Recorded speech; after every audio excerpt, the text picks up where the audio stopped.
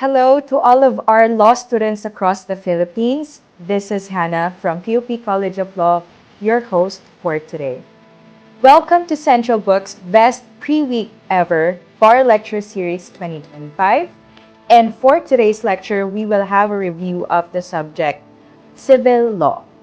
So if you want to look at our other lectures, just visit Central Book's official Facebook page. We would like to recognize our main sponsor for this initiative, Central Books and Rex Bookstore. On behalf of the Philippine Association of Law Schools, I would like to extend our heartfelt thanks for your generous sponsorship. And with that, it is my honor to introduce a distinguished figure in the legal academy and a scholar of civil law. Attorney Ed Vincent Albano III is the youngest son of the late Dean Ed Vincent Albano Jr., a revered legal educator whose legacy continues to inspire generations of law students. Since earning his license to practice in 2007, Attorney Albano III has followed in his father's footsteps, dedicating his career to both legal education and scholarship. He is the author of several well-regarded books in civil law, covering areas such as land titles and deeds, sales and lease, agency trust and partnership, as well as credit transactions and conflict of laws. These works have served as valuable resources for both students and practitioners alike. In the wake of Dean Albano's passing, Attorney Ed Albano III has embraced the challenge of upholding and advancing the vision of his father to serve the legal academy with integrity, clarity, and a deep commitment to excellence. Please join me in welcoming Attorney Ed Vincent Albano III. Good day, everyone. It seems time flies so fast because I can still remember the lecture that I conducted last 2024 for the bar examinations, in preparation for the bar examinations. So now we are at the year 2025, and we are hopeful that another fruitful year of bar preparation and bar examinations can be accomplished with the series that is being offered by Central Bookstores on the preparation for the pre-week in the 2025 bar examinations. So once again, I'm Attorney Ed Vincent Albano III. I will be handling civil law for this 2025 bar examinations, this preparation for the 2025 bar examinations. So let's start. This is going to be hopefully short and sweet. Short meaning to say 3 to 3.5 hours, covering all subjects in civil law. So of course, we're going to begin with persons and family relations. In persons and family relations, we have to remember foremost yung ating nationality principle as may be embodied by Article 15 of the Civil Code, whereby laws relating to family rights as well as to the status, condition, and legal capacity of persons are binding upon them even though living abroad. So we are well aware as to why this is called the nationality principle, because wherever you may be as a Filipino, Philippine laws shall follow you. So there are, of course, several jurisprudence that show that Philippine laws follow you wherever you may go. So one of them is Lavadia versus Luna, whereby ironically a lawyer got married to another lawyer in a foreign country in Latin America. So this Latin American marriage was, of course, so this Latin American marriage superseded a divorce proceeding that was entered into by the lawyer vis-a-vis his wife.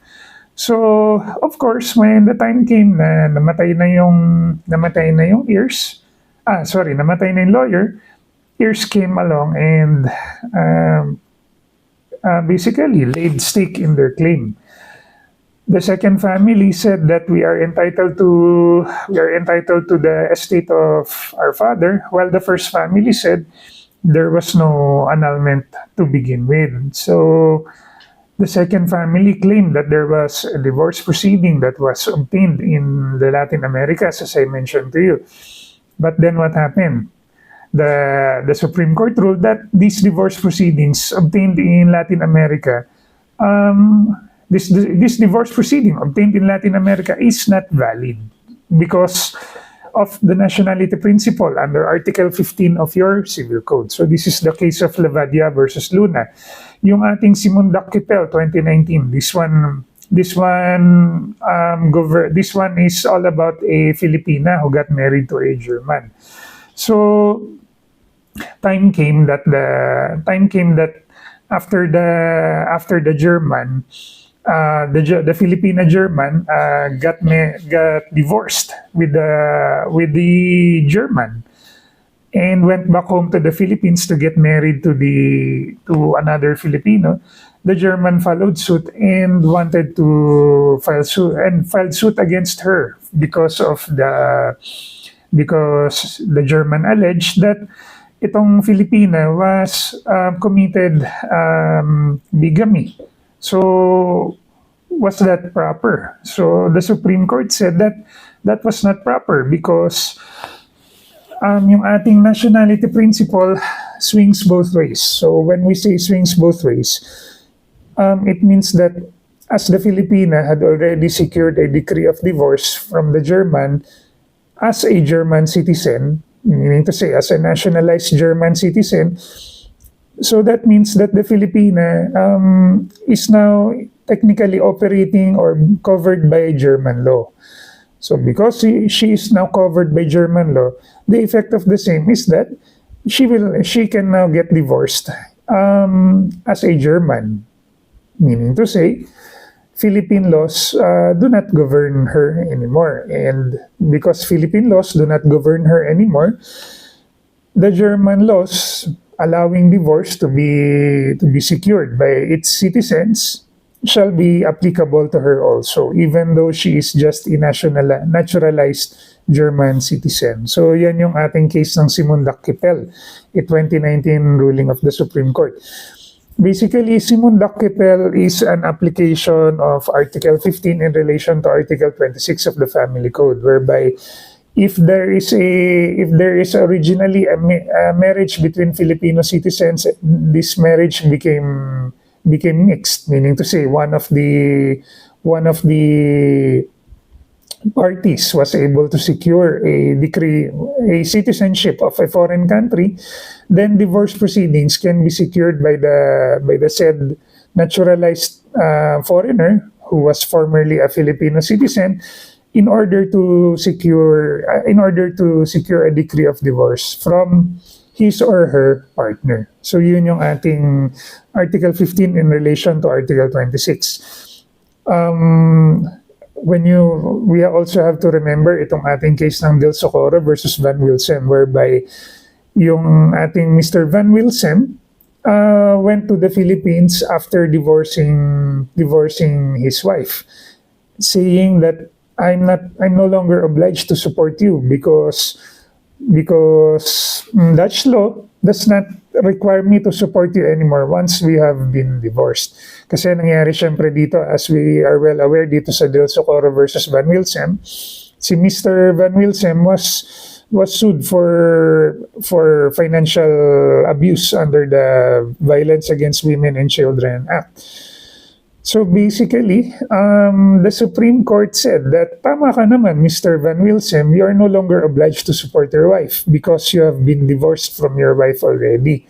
So saan papasok yung nationality principle dito? Papasok yung nationality principle dito because according to Mr. Van Wilsem, the nationality principle applies to the Filipino as it does to the foreigner. So as we could also see in the case of Simundak Kipel, yung ating nationality principle shall also be applicable to a foreigner, such that the foreigner can also claim that laws relating to family rights as well as to the status, condition, and legal capacity of persons are binding upon him even though living abroad. So yun yung application ng nationality principle. But as we are well aware of, itong si Del Socorro versus Van Wilsem, it will also find application later on in Article 17. So Article 26 of the Family Code in relation to Article 15, as I mentioned earlier, it involves yung ating originally mixed marriages between Filipino citizens. Let's just skip to this case of Republic versus Manalo because we all know how it works, diba? Yung Article 26 na if one of the foreigners, as I mentioned earlier, if one of the Filipinos is able to obtain foreign citizenship, then this Filipino shall now be able to secure a decree of divorce as against the Filipino, diba? As if the Filipino was a foreigner or is a foreigner to begin with. So, yung Republic versus Manalo natin, this is pertinent. We are well aware, di ba? This is pertinent because Republic versus Manalo cured the seeming defect in Article 26 that is being capitalized on that is being capitalized on by defendants in petitions for recognition of a foreign decree. Because yung ating Republic versus Manalo, yung foreign decree of divorce was not recognized as, yung foreign decree of divorce, it was secured by the Filipino. And because it was secured by the Filipino, there was an action that was filed by the Office of the Solicitor General in order to oppose the petition for recognition of the foreign decree of divorce by Mr. Manalo. So what happened? Mr. Manalo was granted by the Supreme Court a recognition of the foreign decree of divorce, even though it was Mr. Manalo who secured the same. This is for the reason that according to the Supreme Court, there is no reason for a substantial distinction. According to Justice Leonen, there is no substantial distinction that rests on real differences whenever we are referring to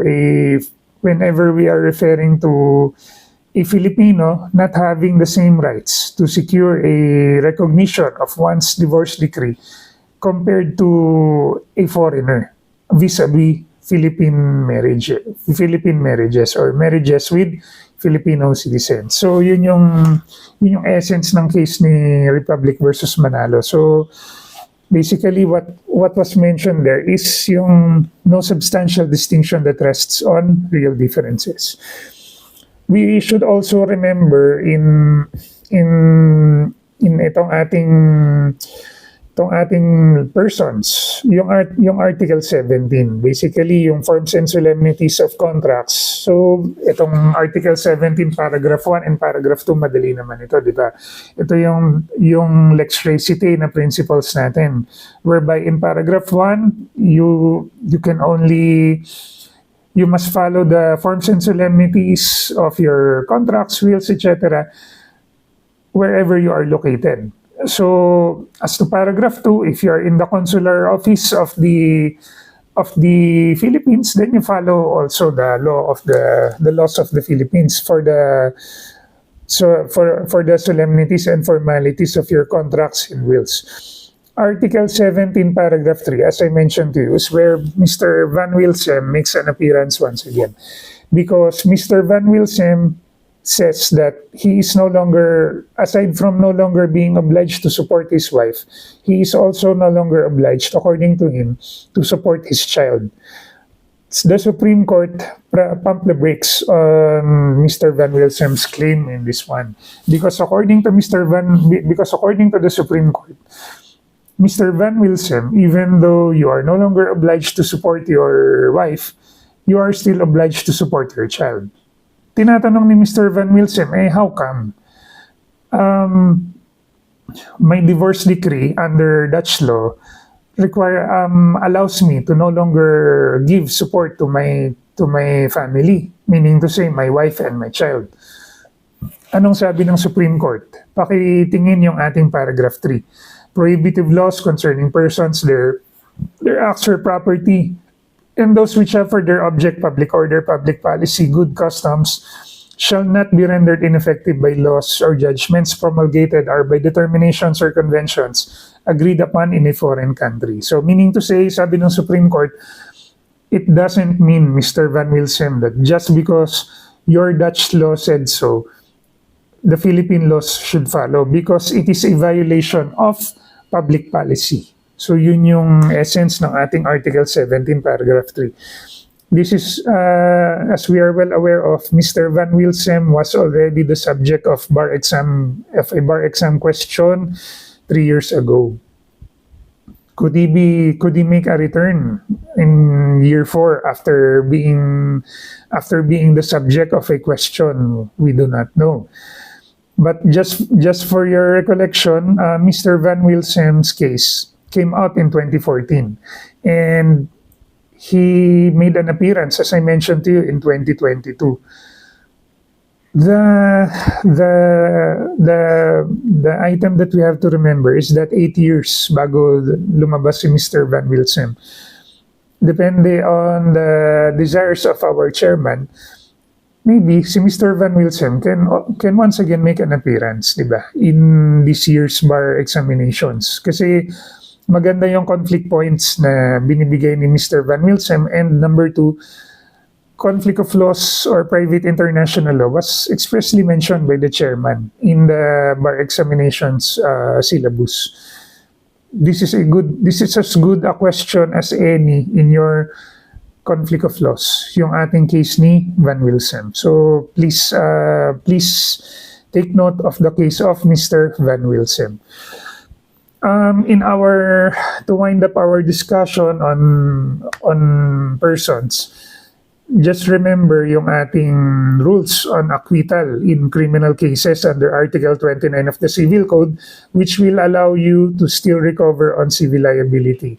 Article 29 basically says that if you are acquitted, if the criminal is acquitted but the guilt has not been proved beyond reasonable doubt, then a civil action for damages shall still be available. So usually class, our honorable judges come out with their rulings with an express statement that there has been an acquittal not based on that the guilt has not been proven beyond reasonable doubt. So meaning to say, for example, in a homicide case, there was no sufficient evidence on proof beyond reasonable doubt as a hierarchy of evidentiary in our hierarchy of evidentiary values to prove that there's been a crime committed. But if we are but simply put, if we are just going to go by preponderance of evidence rules, then there could be a recovery of civil liability accordingly under our laws. So yun yung tandaan natin pagdating sa Article 29. And furthermore, under paragraph 2 thereon,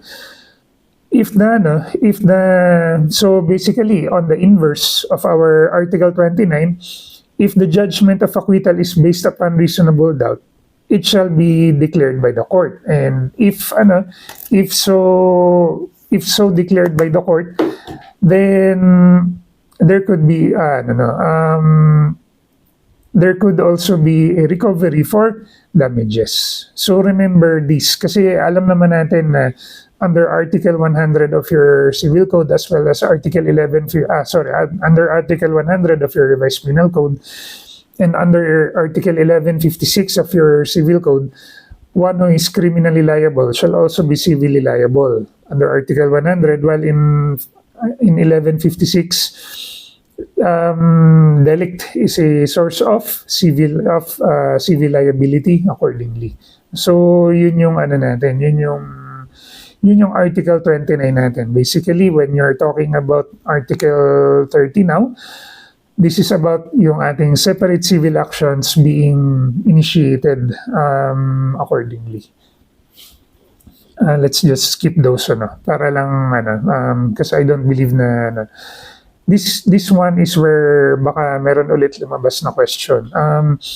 Yung ating prejudicial questions whereby, for example, one has been sued criminally and thereafter a civil suit is initiated in order to cure, so to speak, the criminal liability. Under Article 36 of your Civil Code, prejudicial questions may be said to cure such criminal liability. But um, but but this Article 36 is not as easy as we always think it is. It's important for you to remember Article 36 because Article 36 was asked um, two bar examinations ago. Where was Article 36 asked two bar examinations ago? In this 2021 case of Pulido versus People. What happened in this case of Pulido versus People, merong isang underage na lalaki na kinasal sa sa teacher niya. So, basically, after 10 years ng babae si lalaki and left separated in fact sa kanyang teacher. Then, after being separated in fact sa kanyang teacher, get married to this new girlfriend of his. Question: will it result in a prejudicial question? Meaning to say, can he escape liability if, as a matter of fact, his marriage was already void to begin with, having been married underage? Meaning to say, before reaching the age of majority, in order to escape criminal liability for bigamy. Anong sabi ng Supreme Court? Sabi ng Supreme Court, void marriages no longer need to be declared before being a prejudicial question to a bigamy case. So meaning to say, class, dahil dinimanda siya ng bigamy nung first wife niya, he alleged that my marriage is void. Our marriage is void to begin with because we were married before I reached the age of majority. What did the Supreme Court say? Correct, Mr. Pulido. You are no longer married to your wife for purposes of what? For purposes of criminal liability. Why? Because we have to remember and distinguish yung remaining married for purposes of criminal liability versus civil liability, or meaning to say for purposes of remarriage, because we have to remember under the family code that you need to have your previous marriage declared null and void before you may be considered as having your marital ties being severed already. So yun yung rule na forwarded by the Supreme Court regarding ng family code regarding declaration of our marriages as being null and void already because they are void. But once again, in this case of Pulido, we once again have to remember na yun nga, yung void marriages in this case no longer need to be declared before being a prejudicial question. So meaning to say, Mr. Pulido can escape scot-free from the bigamy suit that is lodged against him. So let's proceed to marriage under our family code. Okay, remember of course yung ating essential and formal requisites of marriage. Basically, when you talk about the essential requisites of marriage and the formal requisites, we have to remember that because of Article 4. As to the effects of Article 4, basically absence of any of the essential requisites, void ab initio. Defect in any of the essential requisites, voidable, and then irregularity in the formal requisites, because you cannot have an irregular essential requisite, meaning to say, yung ating legal capacity and yung consent freely given, wala namang irregularity dyan. So, irregularity in the formal requisites shall have the result of validity of the marriage, but the person responsible for such irregularity shall be either administratively, criminally, or civilly liable. So remember that. Kaya kailangan lang natin maalala tong essential requisites under Articles 2 and 3 because of Article 4. So remember that yung ating Article 4. Proceeding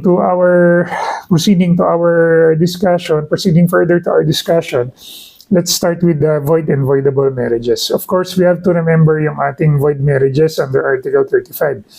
We are well aware that it's not only just Article 36 that makes up the family code, di ba, on annulment of marriages. Meron din tayong void marriages. Please make sure to note these void marriages.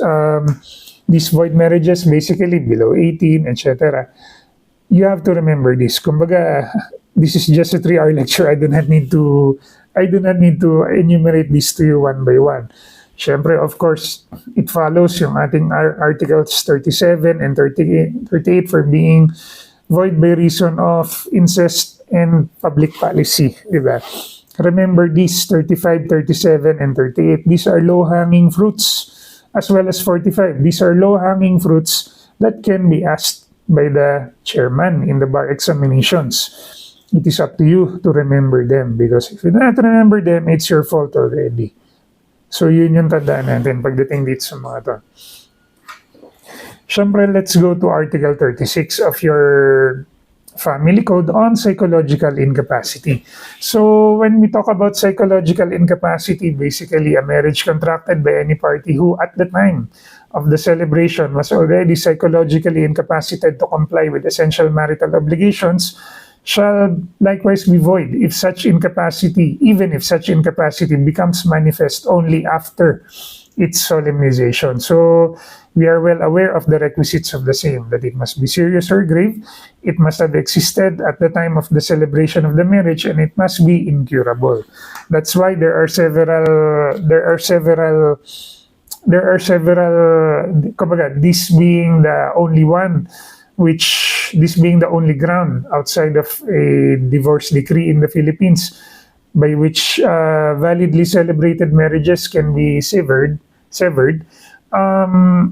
This is the alam naman natin, ito yung pinupokpok ng ating mga litigants pagdating sa annulment of the marriages. So when you talk about psychological incapacity, of course, we have to remember the jurisprudence regarding the same. Kasi yung jurisprudence will allow us to remember what marriages can be declared null and void ab initio. So yung Choi versus CA, our classic case of the 1.5 size yun yung pinakaunang case of psychological incapacity because this did not allow the husband to fulfill the essential marital obligations.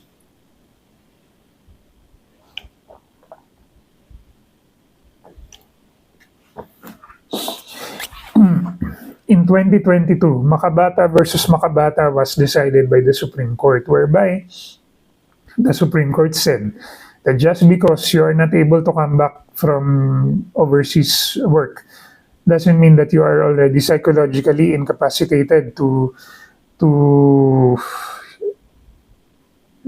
you are not teka lang, nakaano ko yung niyan. Hindi kasi nakita ko yung Revo versus Revo. It's basically confusing kasi kumbaga biglang ng 2023, Revo versus Revo, womanizing is not psychological incapacity. That's the general rule, di ba? That's the general rule. Why is womanizing not psychological incapacity? Because as a general rule, Article 155 of the Family Code states that yung ating sexual infidelity is only a ground for legal separation. But in October 2023, nagkaroon ng ruling by Justice Leon and to the effect in this case of Yokogawa Tan versus Tan that sexual infidelity is a ground for psychological incapacity. According to our esteemed Justice Leonen, even though as a rule it is just a ground for legal separation, yung ating sexual infidelity can also be a ground for annulment of your marriage if there is a proof that it is a link to the inability to perform essential spousal obligations. So yun yung tandaan natin pagdating sa link between Revo versus Revo as well as Yokogawa Tan versus Tan. Na kumbaga, in Revo versus Revo, sexual infidelity not a ground, meaning only legal separation, but in Yokogawa-tan, it was a ground because it was proven that there was a link between yung ating psychological incapacity and our sexual infidelity.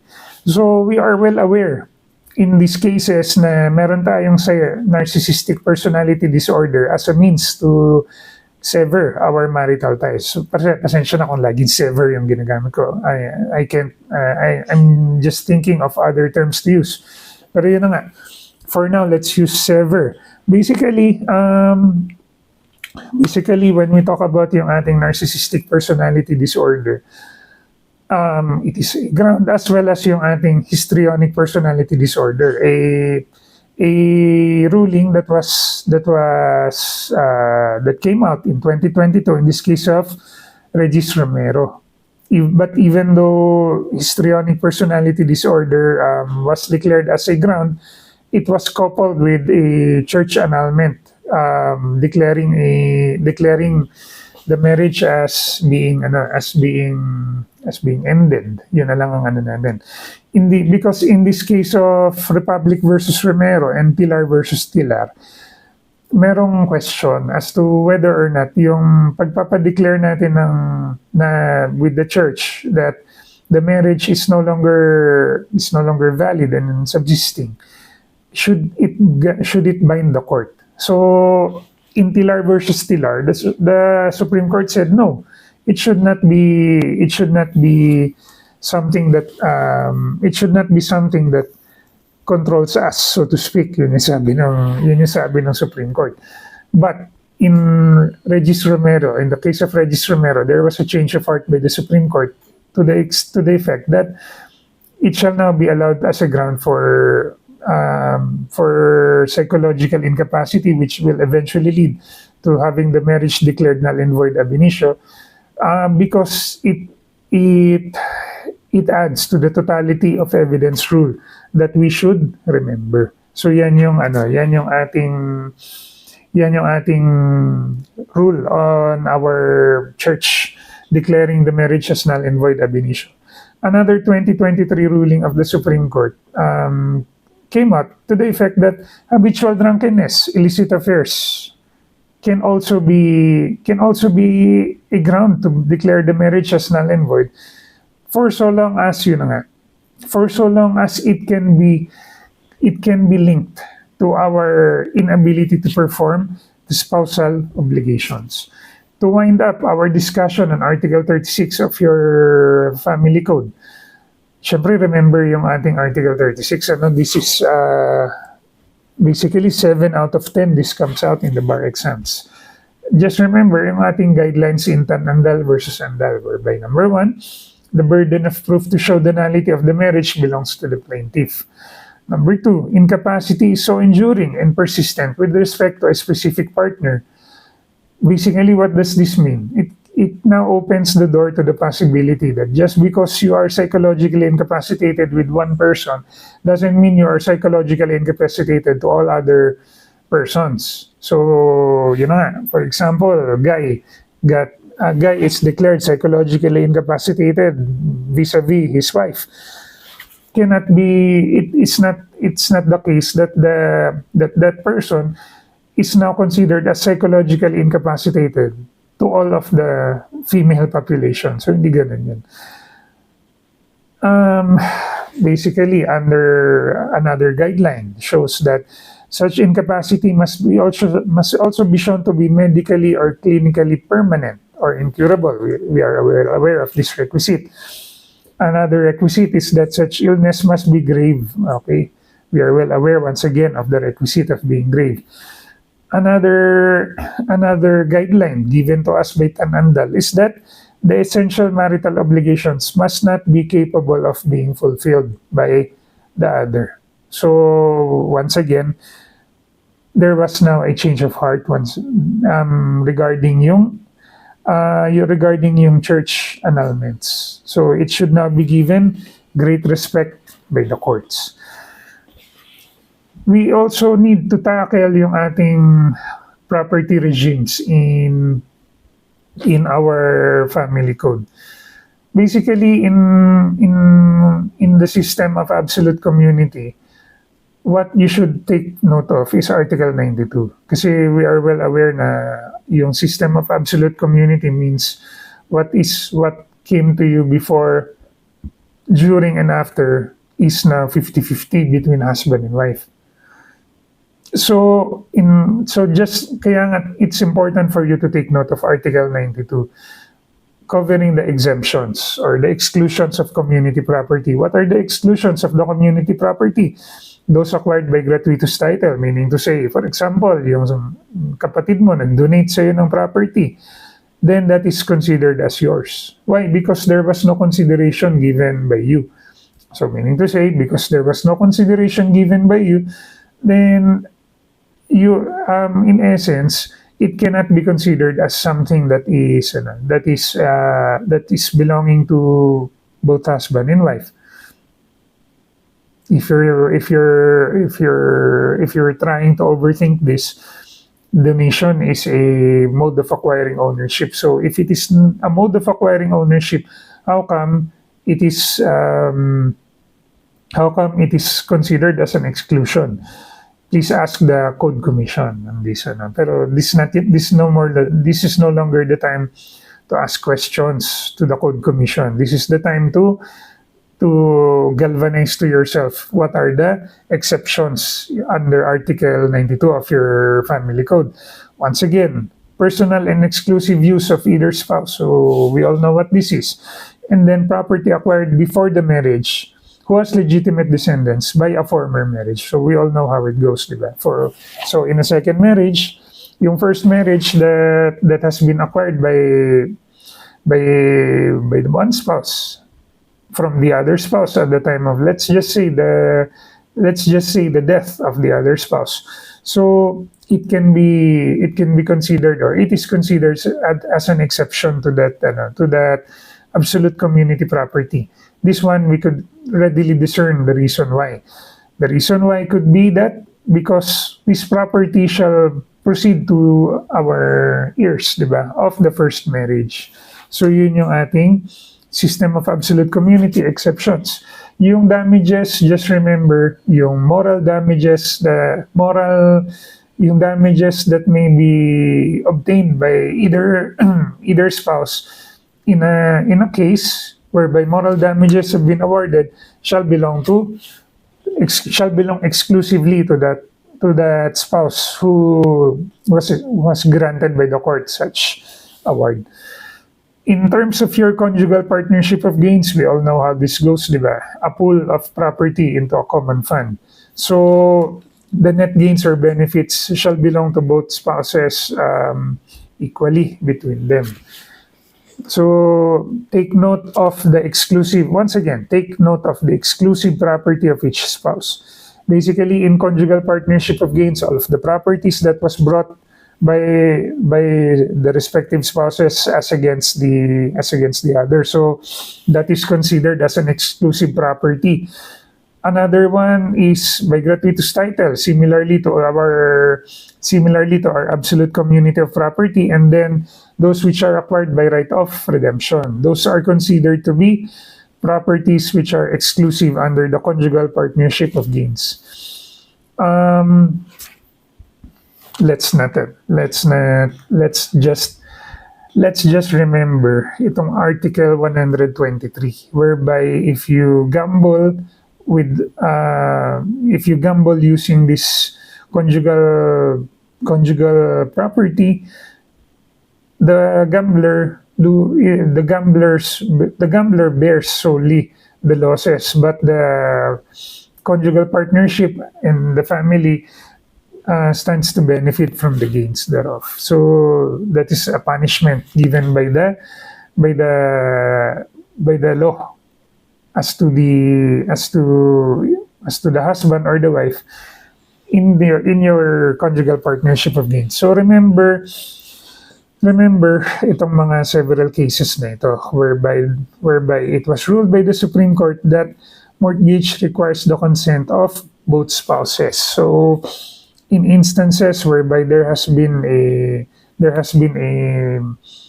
there's been a contract duly entered into, and it's not just for mortgage, for all contracts. It's required that the consent of one of the spouses be duly given. Um, when you talk about these cases, if you see yung ating Philippine Bank of Commerce versus Court of Appeals, in terms of yung beneficial effects as to the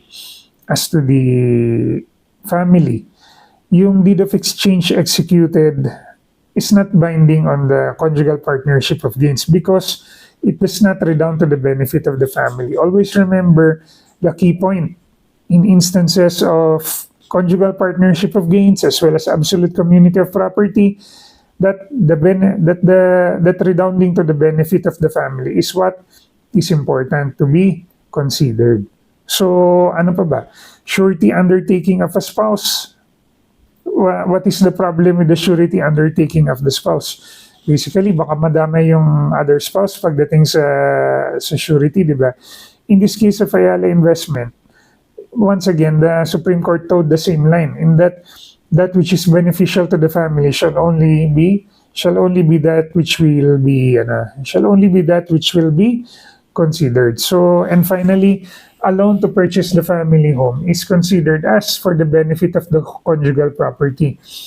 So basically, if it is for the benefit of the conjugal property, if this loan is not duly paid off, unfortunately, the conjugal partnership shall answer for such indebtedness. Remember, in our property relations, you have your property regimes of unions without marriage. 147 and 148 are clear as to their differentiations. Yung 147 basically, and 148, first of all, they are similar in that they both propound co-ownership. But 147 is different from 148 in that under 147, there is no marriage, but there is no impediment for both partners to marry one another. And because there is no impediment to marry one another, the effect is that the co-ownership shall be imagined, so to speak. So what do you mean imagined? The co-ownership shall be 50-50, no matter if a share was given by one of the spouses to the other in the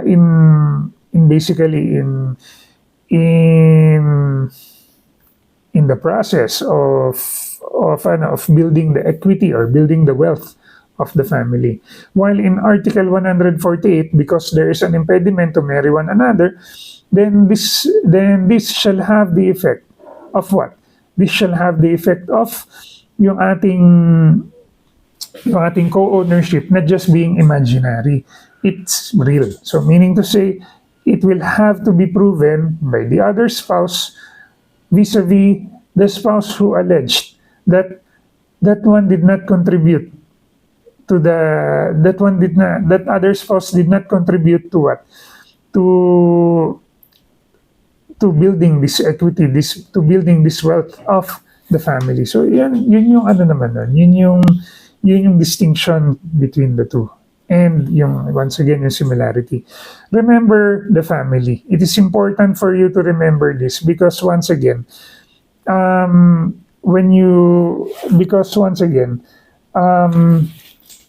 terms of your family, it outlines what? It outlines the requirement that all agreements or management of the property must be with the insistence or through the family. So meaning to say, once again, ano nga yung nakita natin kanina? Mortgages duly executed should be entered into by both spouses. Okay, let's proceed now to the family home. So when you talk about the family home, it's constituted on, number one, it's constituted on land owned by the family. So it's not constituted on leased property.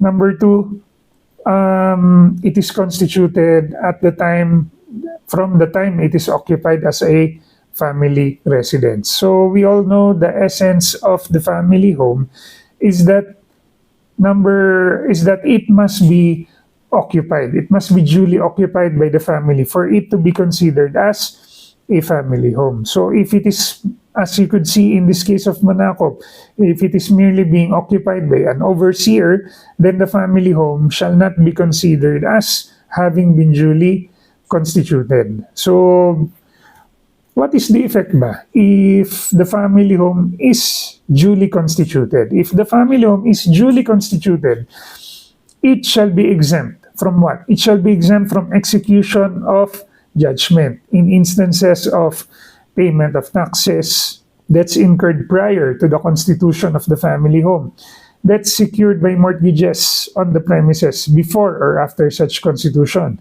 for debts due to laborers, mechanics, architects, etc. These are considered as exempted from the execution, meaning to say you cannot foreclose, whether judicially or extrajudicially, the family home.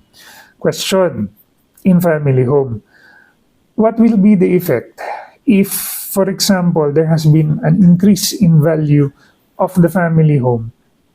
Kasi sabihin lang natin, there's a family home that was duly constituted as 200,000 pesos in 1985.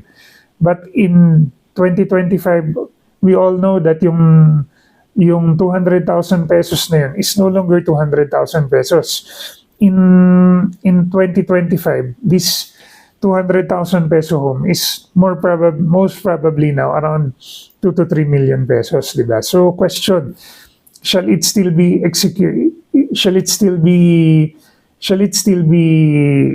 exempt from execution? The answer would be yes. For so long as at the time of the execution of the family home, it is duly considered as being or coming within the threshold amounts duly provided by the family code of 200 and 300,000 pesos respectively, then it shall be constituted or duly considered as a family home which is exempt from execution. There has of course been an adjustment of the values. So if there has been an adjustment of the values, what will be the effect? Pero sige, let's just go outside the 200,000, 300,000. Let's say that, for example, the value of the family home, kumbaga, kung ibabalik mo from 1985, the value of the family home was 300,000 pesos as opposed to 200,000 pesos, which is the limit. What would be the effect of such difference? Basically, the effect of such difference would be that you could execute on the family home up to the extent of 100,000 pesos as the difference of the same. So honestly, there has been no determination by the Supreme Court as to what will happen now. 40 years later, from 1985 to 2025. Kasi ang sinasabi ng Supreme Court, kapag halimbawa may family home ka, and then yung family home, 200,000 pesos at the time, ano yung value na ano? Kasi di ba ang sinasabi niya, yung value at the time of the Constitution shall be the value that shall be the reckoning value for purposes of determining exemption from execution. Okay, we get that. Question, 200,000 pesos, so you have to carry over yung 200,000 pesos to 2025. The Supreme Court did not say as to whether or not yung 1985 na yun can be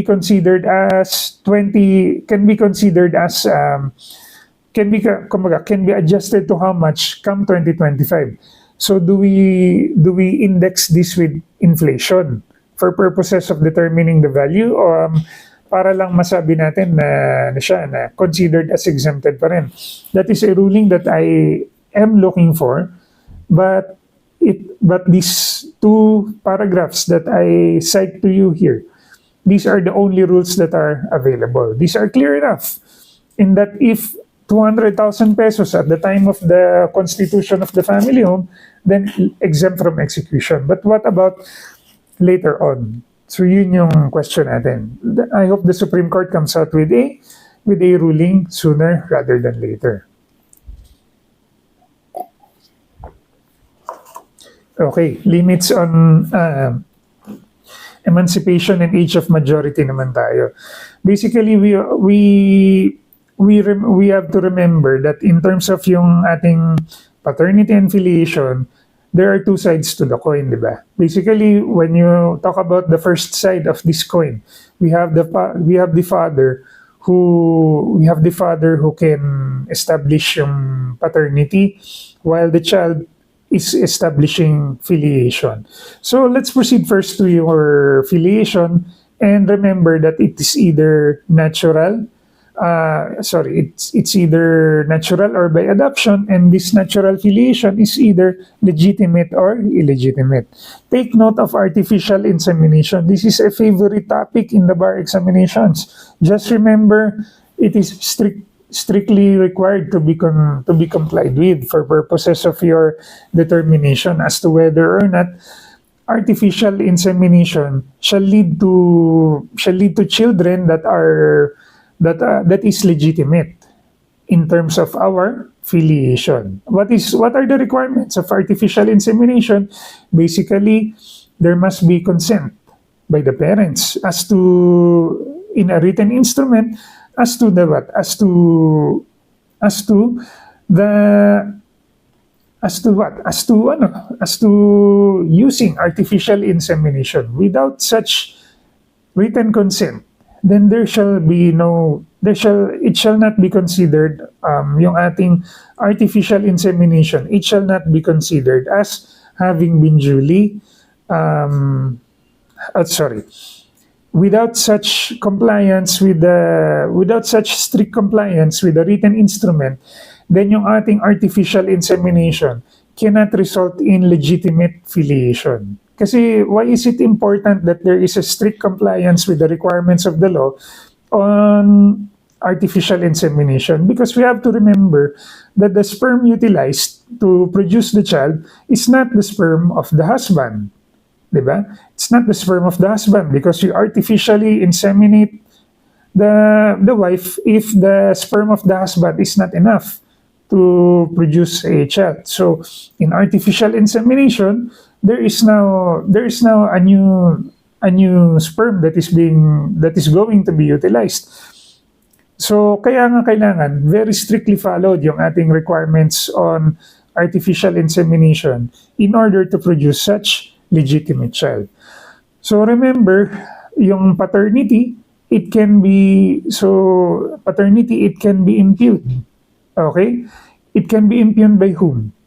It can be impugned only, as a general rule, by the father. Why is it only the father who can impugn the legitimacy of the child? Because we have to remember, the mother can never impugn the legitimacy of her own child, diba? Say, came out from the womb of the mother. So, of course, it's only the father who can impugn the legitimacy of a child. So now, the father can say, that's not my child. So basically, just remember the overarching theme of our Article 166, that either sexual intimacy is not capable of being performed during the first 120 days of the 300 days. So basically, first 6 months of the 3, 6, 9, 4 months pala. First 4 months of the pregnancy of the wife. So it's physically impossible for the husband to have sexual relations with his wife during the time of during these first 4 months. And another ground is, as you could see, there is a failure to comply with the requirements of your artificial insemination. So those are the overarching things that we have to remember. Kasi you cannot be expected to memorize this. Yung every provision of the family code which is pertinent. So if you are not expected to memorize this, then just try to have a big picture look as to the provisions that I am pointing out to you as important in our discussion. So Article 166. So basically,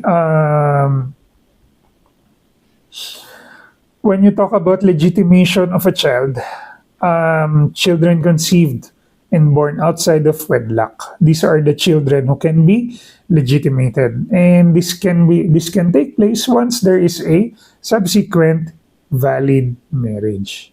So legitimated children enjoy the same rights as your legitimate child. So remember once again that it is only the husband, but as an exception to this rule, the children or the heirs of the husband, meaning to say the children of the spouses, can also impugn the legitimacy of a child. Why?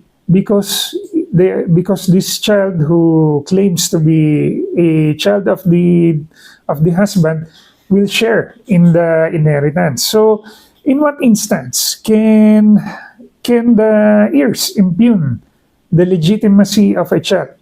The heirs can impugn the legitimacy of a child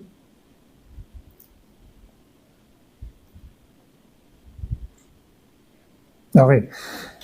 You can impugn the legitimacy of a child only in the following instances: if the husband has already died, or the father has already died and he has already filed suit accordingly, or the father has already died but there is still the 1 year period left over in order to be able to file this suit for or to impugn the legitimacy of a child.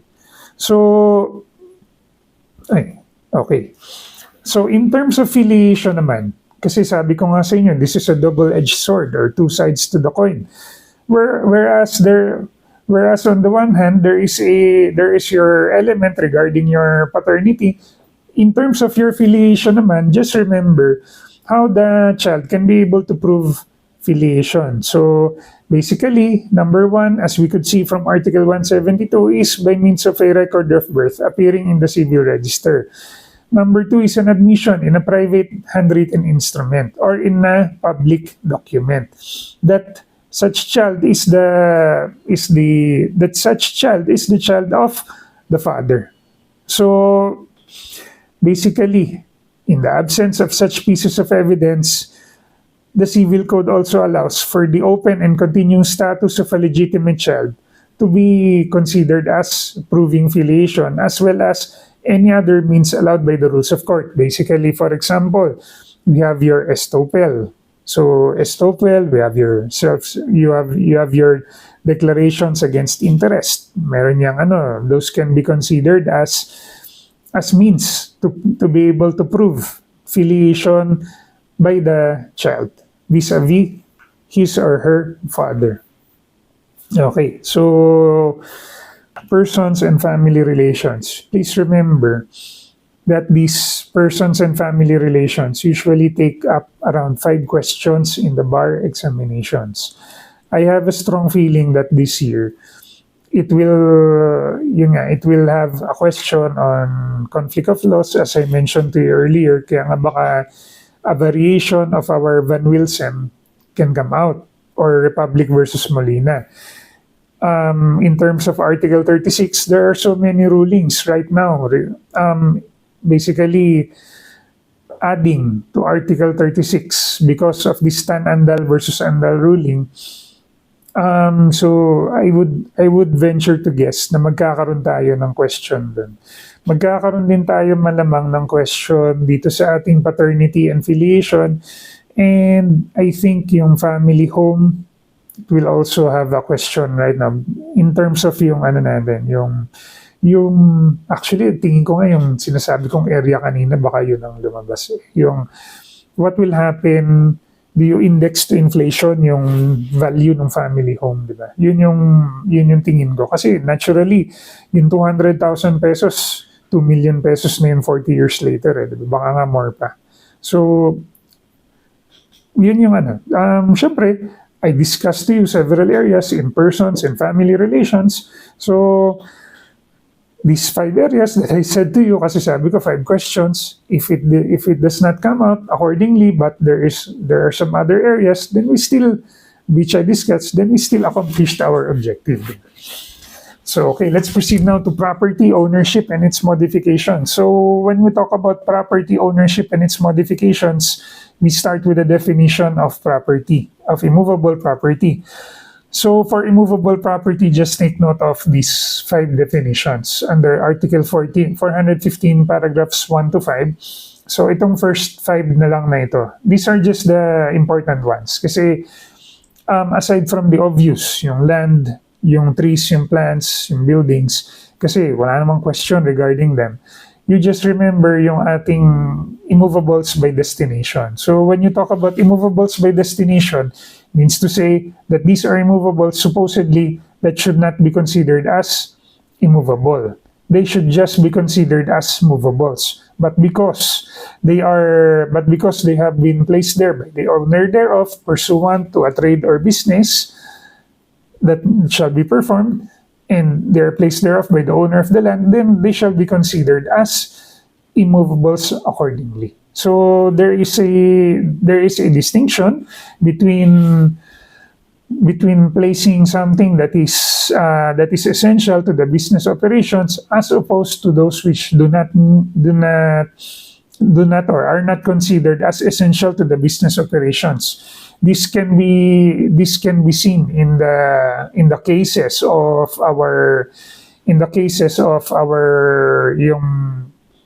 yung Caltex and yung ating case ng Caltex and yung ating case ng Mindanao Bus Company, whereby in the case of Caltex, tinanong ng BIR ang Supreme Court whether or not yung cashiering machines can be considered as immovable properties. When we talk about yung Caltex versus Mindanao Bus Company, so what happened there?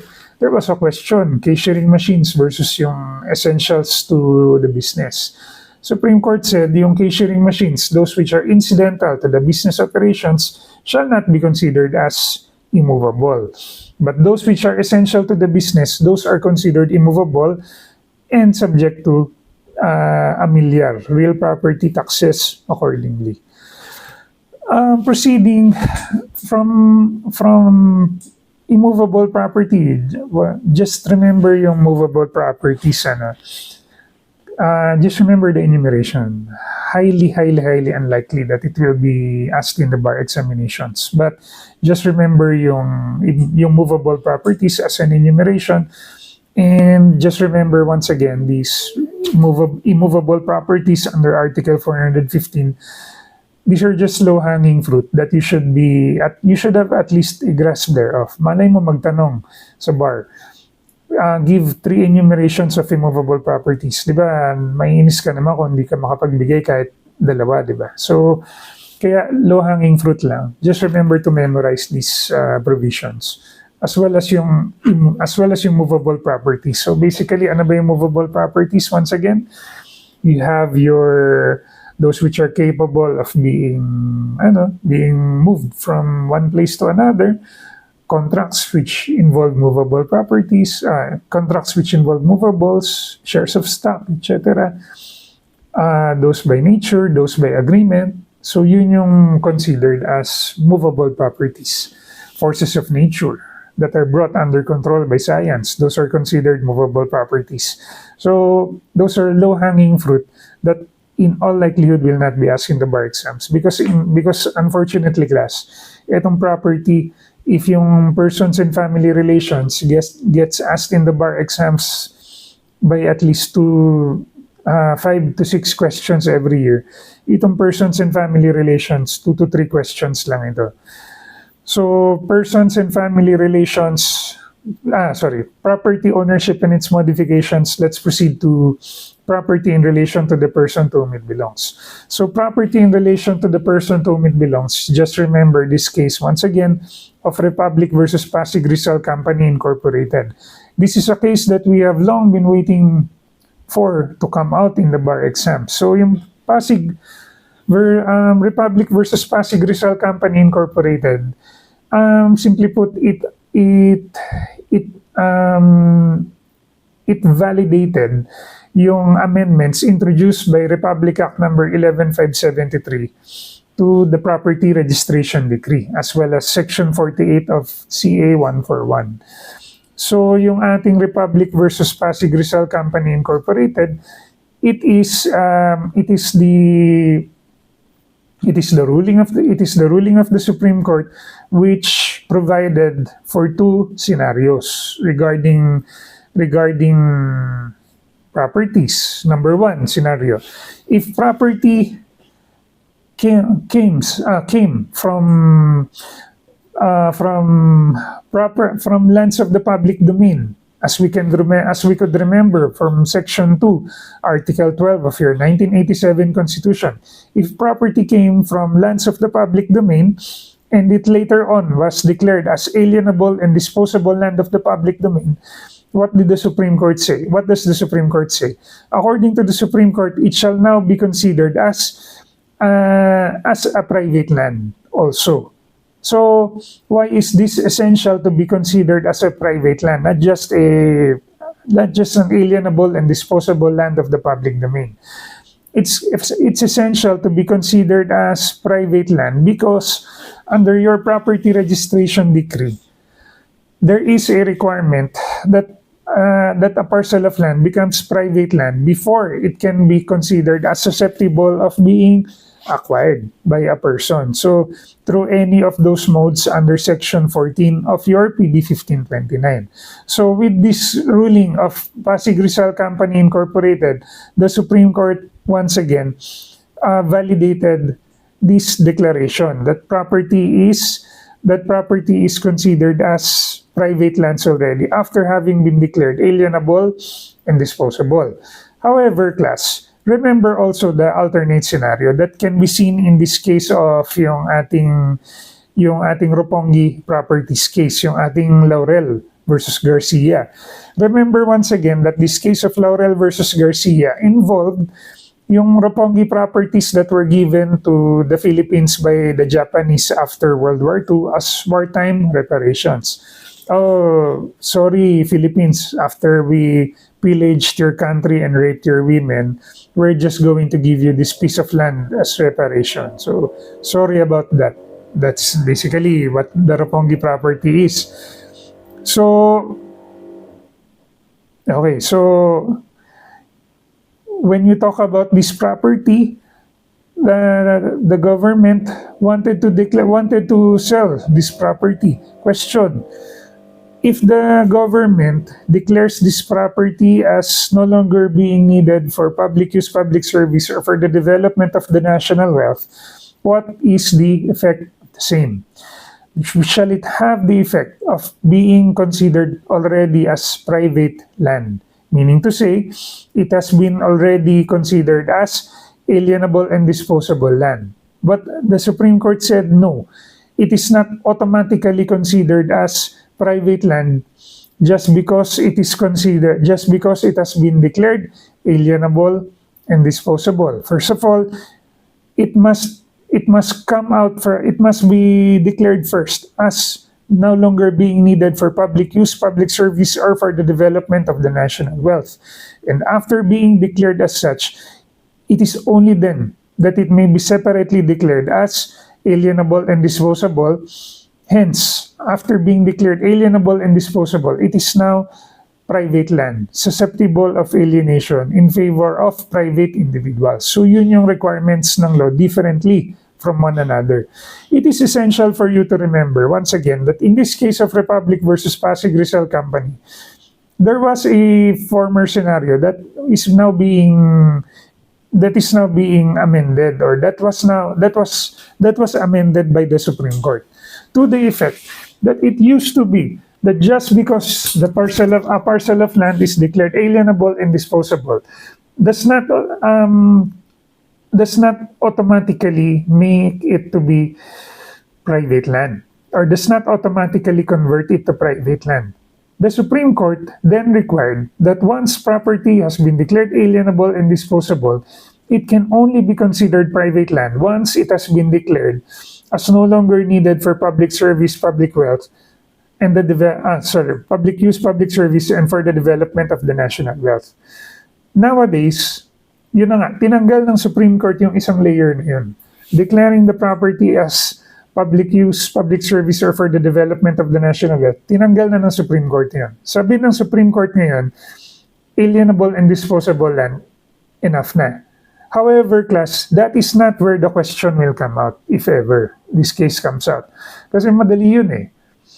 The case that will come out is the interrelation between the Roppongi Properties case and Republic versus Pasig Rizal Company Incorporated, as I had mentioned earlier, such that yun nga, if property was formerly being devoted to a particular public use, it must first be declared as no longer being needed for public use, public service, or for the development of the national wealth before it can be declared as alienable and disposable or private land. So yun yung tandaan ninyo, yun yung lalabas if ever itatanong tong ano na to, tong case na to, because that is what I will ask also if I was the examiner. And if I were the chairman, I will see this question. This is a good question. Oh, di ba? Ganun ang ano yun. Yun ang may possibility na ganun ang mangyayari doon. Okay. So property in relation to whom it belongs makes way for our discussion of how property is acquired. As we all know, 1, 2 no longer needs to be discussed because intellectual creation, well, occupation is very trivial in nature, while intellectual creation or your intellectual properties are discussed by our mercantile law professor. So succession we'll discuss shortly, but donation and prescription, let's focus on that first. So basically, when we talk about donation, it is an act of liberality, as we're well aware of, whereby a person gives property gratuitously in favor of another. Okay. Let's discuss yung ating double donation. Let's emphasize double donation in contradistinction with our double sales. Let's cite an example. X sold property to Y and then X sold property to Z. Let's say that Z was able to register the parcel of land in his favor. So in this double sales scenario, Z is the second buyer. Z was able to register the parcel of land in his favor. Will it be a valid registration by Z of the property? The answer would be yes. It would be a valid registration by Z of the property because we are well aware of this principle of an innocent purchaser for value having greater rights than the rightful owner of property. But what about, or how is it contradistinguished from double donations? It may be contradistinguished from double donations in that if given the same example, but this time using a donation of X, Y, and Z, the registration effected by Z will no longer be valid for the reason that according to the Supreme Court, yung donation to Z is no longer valid. What is the reason? Because according to the Supreme Court, the donation in favor of Z was already void to begin with. Why? Because it is an essential requisite of donation that you must be the owner of the property at the time you donated it. In double donations, you are no longer the owner for purposes of the second donation of the property. So yun nga, according to the Supreme Court, in double donations, the second donation is void automatically, unlike your double sales. So, in terms of our donation, just remember the following points. Number 1 is your donation inter vivos versus our donation mortis causa. So, in terms of donation inter vivos and donation mortis causa, once again, I implore you to just remember one term: irrevocability, as underlined in our slide here, in our PowerPoint here. When you talk about irrevocability, basically, class, just remember this question. For example, A donated property to B with the agreement that if B dies ahead of A, property shall A go back to A upon the death of B, and or B, property shall go to X, child of B, at the time of the death of B. So, meaning to say, class, we are talking about a scenario whereby there is a predecease that takes place. Which one is an inter vivos and which one is a mortis causa? The inter vivos donation is the one is scenario letter B, whereby the property shall proceed to the child of Mr. B instead of reverting back to Mr. A. Because we have to remember in a donation inter vivos, the essential requisite is our the essential requisite is our the essential requisite is our irrevocability, whereby once property has been donated, it should be considered to be already owned by the donee. While in mortis causa donations, because the contemplation is I'm giving to you this property, I'm giving to you this property in contemplation of my death. Basically, it's almost like an inheritance that I'm giving to you by means of donation only. Then the effect of this donation mortis causa is that it is simply a testamentary disposition in favor of a person. It takes place more. It takes the form more appropriately as a legacy or a device. So yun yung tandaan natin sa inter vivos and mortis causa donation. Just remember this distinction. Kasi laging tinatanong ito. Ito actually 2 years ago lang tinanong itong donation inter vivos and mortis causa. In that inter vivos question which was asked in the bar examinations, basically wala noong question as to irrevocability. So if you're stumped as to how you're going to answer this question, basically what you should remember with irrevocability is that the presumption is for the intention or for the wishes of the donor for the donation to take effect. So basically ganun ang ano natin. So the presumption is that it is inter vivos and not mortis causa. So another point that we have to remember is our revocation of a donation. So just take note of the periods of revocation as you could see. Di ba ibibigay naman natin sa kanila binibigay ko naman sa kanila. So yun na nga. Just take note of the period of revocation in our revocation of donation. So 4 years, and at any time for purposes of your heirs. So once again, yung periods of revocation always encounters this problem that we could see in this case of Clemente versus Republic, whereby the Republic very ano man tawag dun sa pilosopo sa English, let's just make a joke out of it, philosophically. So sinabi ng Republic, hindi ka naman nag-designate ng period within which to build a public hospital. So, I did not build a hospital yet because walang budget. So, yun yung sasabihin, di ba? Question, because the heirs found out about this failure of the Republic to build the hospital, what is now the effect of the same? The effect of the same, according to the Supreme Court, is that the heirs can go to court to seek the period to be fixed by the courts in order to fairly determine within what period of time the state or the donee or the state in this case of Clemente is to perform the donation or the condition for the donation. But in this case of Clemente versus Republic also, the Supreme Court emphasized that if so long a period of time has already lapsed from the inception of the donation, then what will happen?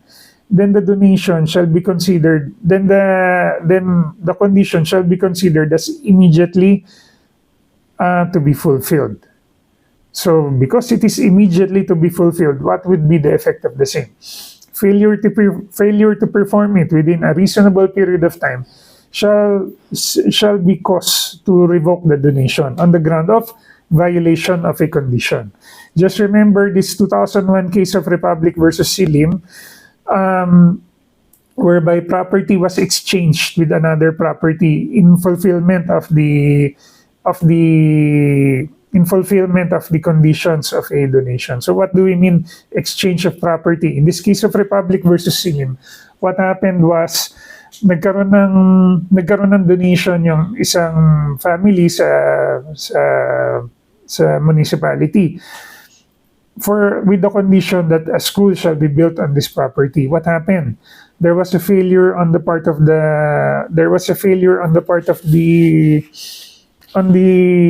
municipality to build the school because according to the DepEd, the property donated was too small. And it is a requirement that at least 5,000 square meters of property should be utilized for building a public school. What did the municipality do? The municipality exchanged this property with the property of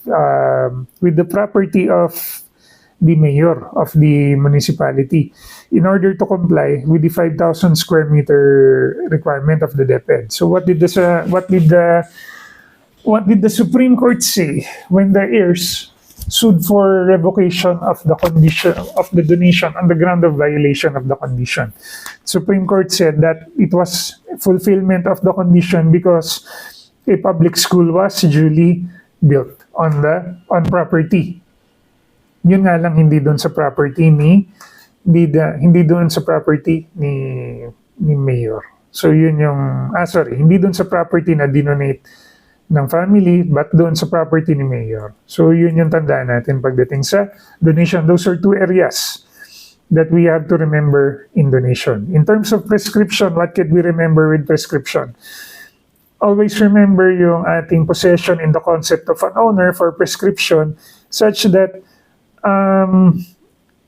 in this case of Bogo Medellin, there was a determination that if property was merely being occupied in the capacity of using it as an easement in order to perform yung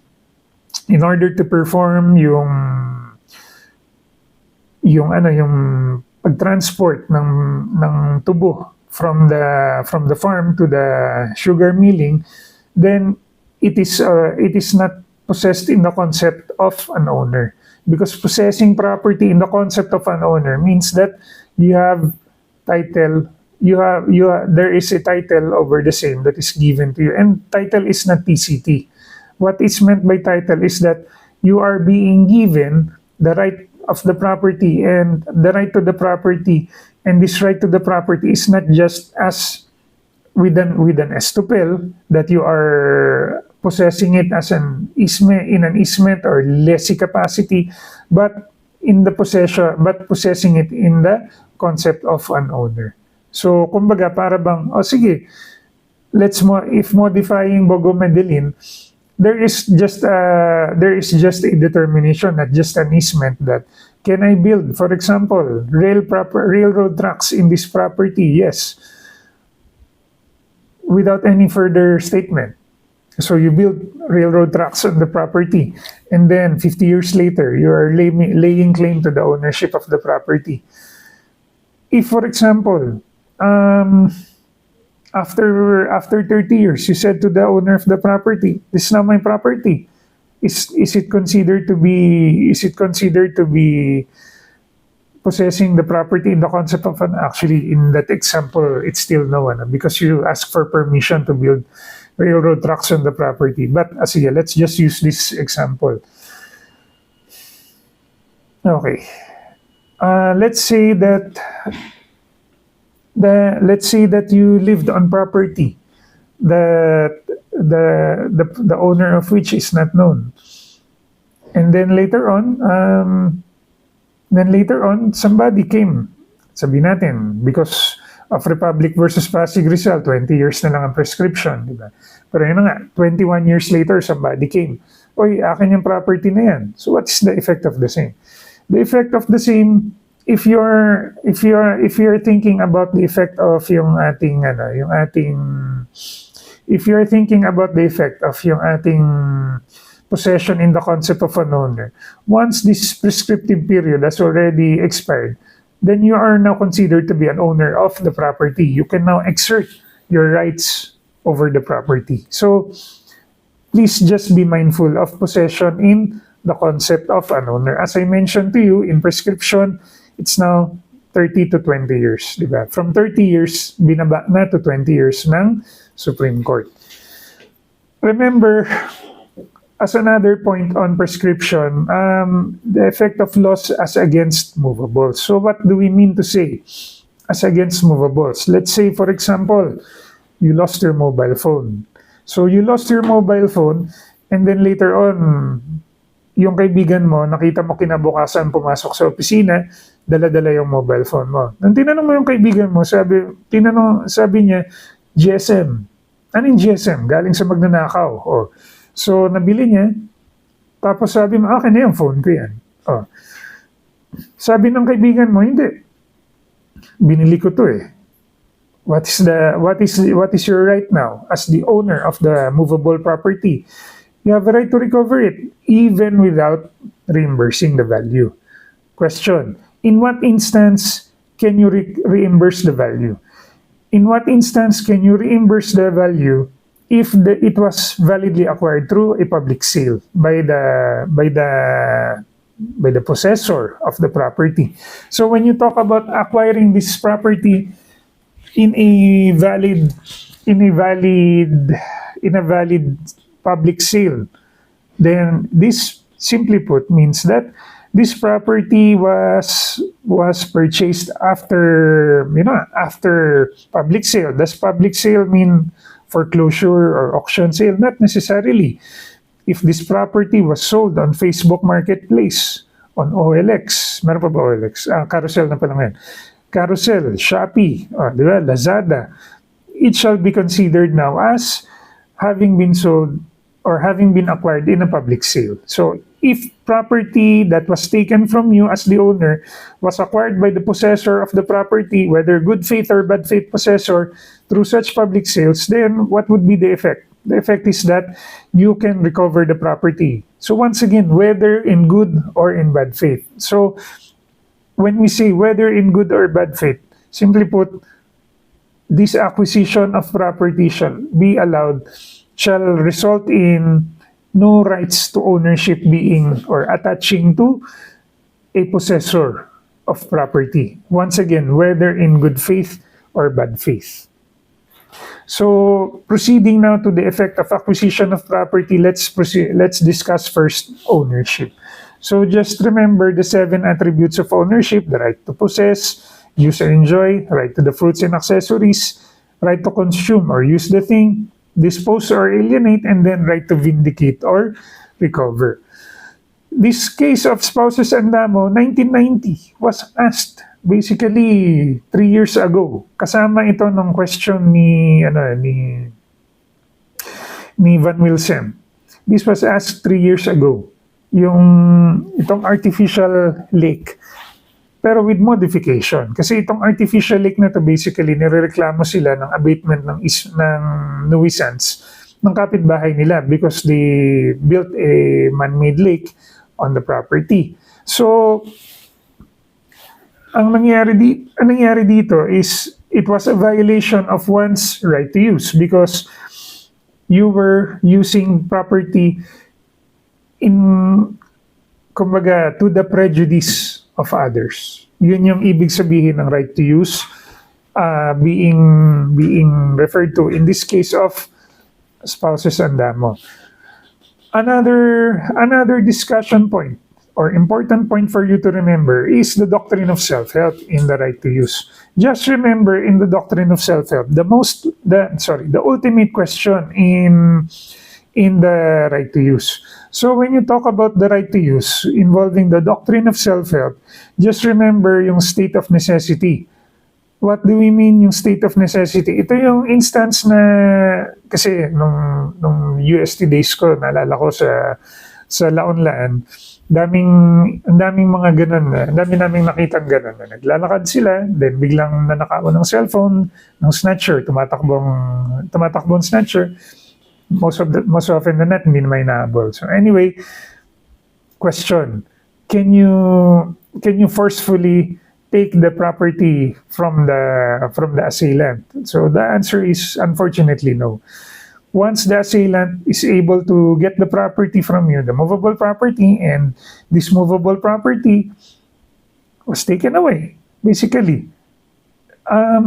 you as the owner of the property, unfortunately, you cannot recover this property without resorting to judicial means to do so. Kasi meron tayong right to recover, or right to vindicate one's ownership, but cannot take the law into your own hands. Ganun lang kasimple yan, class. That is the unfortunate reality of our laws. You cannot take the law into your own hands. Na basically, kukunin mo. So, equal force, equal reaction. And in no instance, like in this case of People versus Narvaez, whereby homicide was committed, panood nyo ba yung Yellowstone? Nanonood ba kayong Yellowstone? Di ba meron doon isa nung season 1, episode 1 ata, or episode 2, na pumatay sila ng tao just because yung property ng Yellowstone was being occupied, so to speak, or a portion thereof. So, nangyari sa Yellowstone, pinatay nila yung intruder. Kasi ganun sa Amerika, di ba? May mga instances na pwede kang pumatay just because you are trying to defend your property. So hindi ganun sa Pilipinas. Walang ganung scenario sa Pilipinas. Doctrine of self-help. Once again, yung right to recover, just remember this as to your right to recover. Somebody who is in possession of property, once again, yung ownership ng tao na to cannot be taken away from him without proper judicial means to do so. So, judicial recovery of property basically means filing in court in either of these three reinvindicatory actions, as may be seen here: the interdictal, publiciana, and then reinvindicatoria. So, another effect of acquisition of property is co-ownership. So when you talk about co-ownership, it is an instance whereby several persons own one property only. So in instances whereby several persons own one property, what is the effect if there is a division? Then co-ownership automatically ceases, such that in 2022, Justice Hernando ruled that mere agreement of ownership or determining of specific bounds of property without a statement as to what, without it being reflected on the TCT, it shall result in what? It shall still result in termination of co-ownership. Remember, in co-ownership, once again, class, another important point that you have to remember with co-ownership is partition.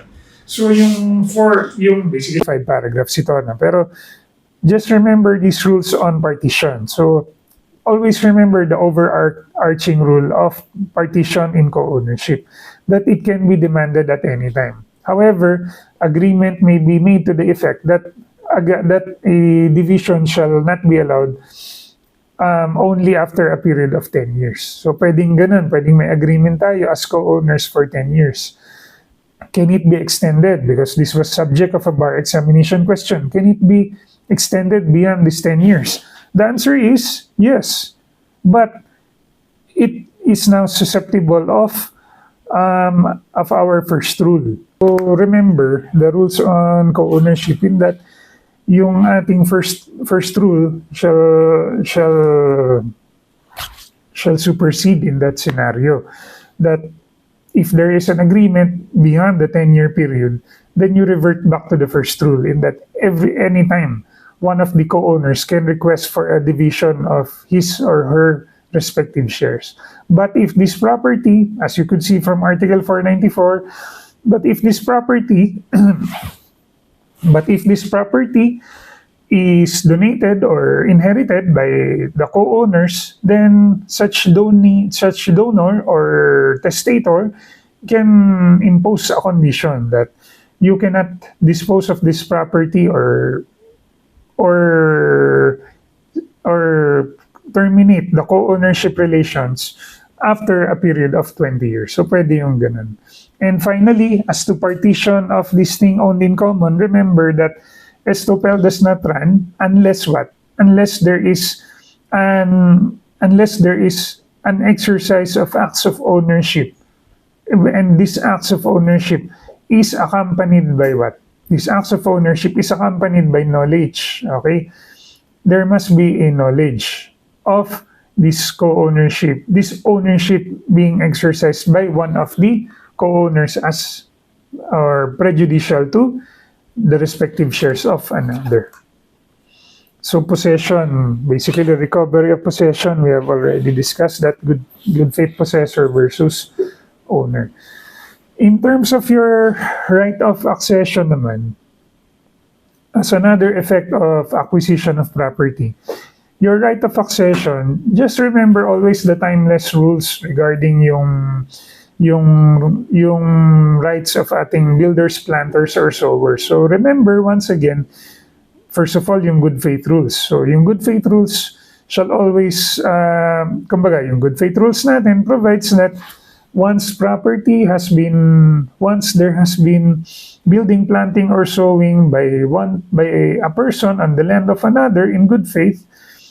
And first of all, what is good faith? Good faith means that this person who built on the land of another believed that he had just title over the property over which he built, planted, or sowed on the land of another. So when we talk about just title, it doesn't mean negligence, meaning to say, ay, akala ko yun yung lupa ko. Di ganun. Just title means individual A stole the title of Mr. B. And then this individual A, after stealing the title of Mr. B, sold this property to Mr. C. After selling the property to Mr. C, C believed earnestly that he is the owner of the property. So he began to build his house on the parcel of land, and then 2 years later, to the shock and horror of Mr. A, of Mr. B pala, to the shock and horror of Mr. B, found out that there is now somebody who built a house on his parcel of land. Can Mr. C claim that he is in good faith over the property, over the building of the property on the land of Mr. B? The answer would be yes, because that is good title or just title over the property. Believed in good faith that he has just title over the property. So yun yung good faith muna, tandaan muna natin yun. And remember, of course, yung ating rules regarding good faith on our builders, planters, or sowers on the land of another. So when we talk about good faith, the rules are clear. Actually, they are so clear that seldom complicated questions come out in the bar exams regarding this. So when we talk about clear rules, what happens? So when there is a good faith builder, planter, or sower, then the good faith builder or then the owner of the land over which there is a planting, building, or sowing shall have the option to what? Shall have the option to appropriate as his own the buildings, plantings, or sowings for so long as appropriate payment or just compensation. Well, just compensation is not the term, pero as long as he reimburses the builder, planter, or sower for the works that have been done on his property. But and also the owner of the land can tell the builder, planter, or sower to just buy the land to just buy my land so that you will be able to live on the house that you built on the land. But what if, for example, what if my favorite example comes along, yung Ayala Alabang example, whereby you built, planted, or sowed, you built, not BPS, you just built on a parcel of land, and then there is a And then after building on this land, you spent, let's say, 10 million pesos. And then to your horror, you found out that that the land which is in Ayala Alabang and costs, let's say, 100 million pesos, it's not actually your land. So meaning to say, you have to buy the parcel of land a second time kasi sabihin ng owner ng land sa'yo, eh sige, okay na, yung bahay mo, ginawa mo na rin naman, bilhin mo na lang yung lupa ko. So if you cannot buy the land because it's 100 million as opposed to your 10 million pesos, what can ensue? What can ensue is that you just pay rent over the property. So yun yung ating rules on good faith, builders, planters, or sowers. Remember this building in bad faith. So when you talk about building in bad faith, Article 449 is clear. You lose whatever you built, plant, or sowed, and then 450 and 451 are also clear. Aside from losing what you built, plant, or sowed, you are also susceptible of damages. If the owner of the land says that I want that building removed on my land, even to the tune of you being susceptible of damages for the same. So yun yung ating builders in bad faith. We also remember yung ating easement. So for easement class, as I always tell my students, when you talk about easement, just remember, dahil mahirap na siya as it is, just remember the rules for the basics of easement. We all know what easement is, as you could see from the definition under Article 613. It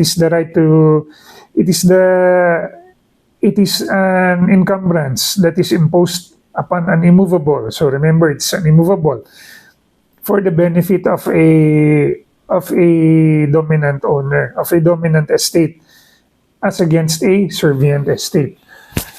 So remember class, in our easement, to take note of the basics. So what are the basics of easement? We have your different kinds of easement. We have your continuous, discontinuous, apparent, non-apparent, positive, or negative. So yan yung ating easements. Remember to take note of those, as well as the mode of acquiring easement. So how do you acquire easement? Either by will or by prescription. In the case of Bogo Medellin, the Supreme Court said that this is an easement, as I mentioned to you, diba? Because there has been an admission by the owner of the same. By the owner of the railroad tracks, there's an admission by the owner of the railroad tracks that he built upon the permission of the owner of the land, so that he may use the railroad tracks to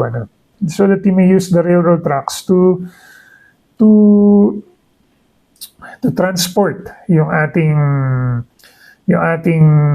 sugar yung tubo to the sugar milling plants. Okay? So let's take a short break.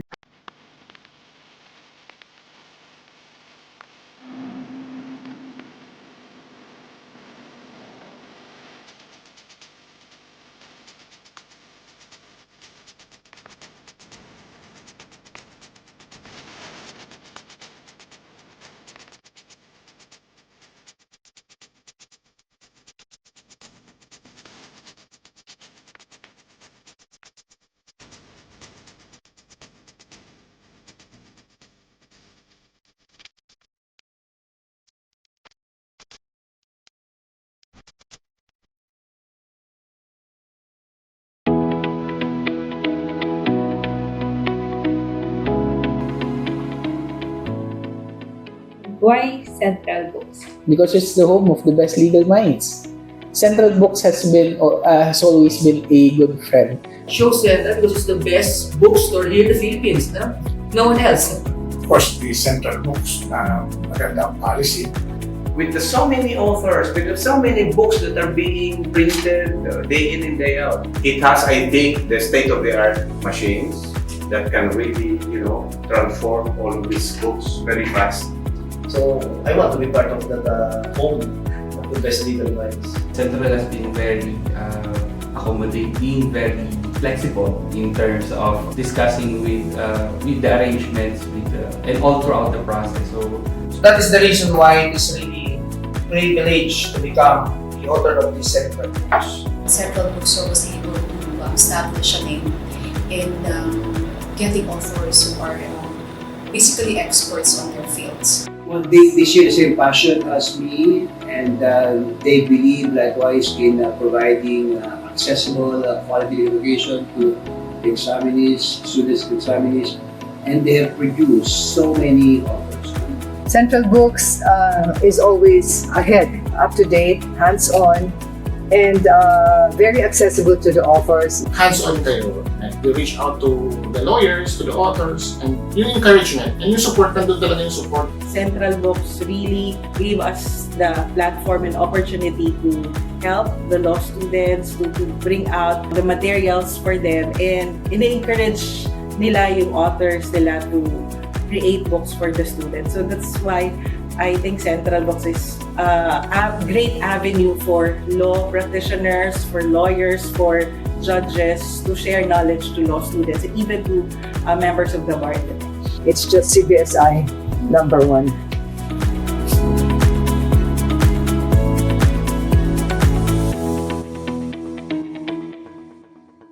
So once again, in this case of Bogo Madilin, there was merely considered as an easement because Bogo Madilin derived the right to possess the property through another.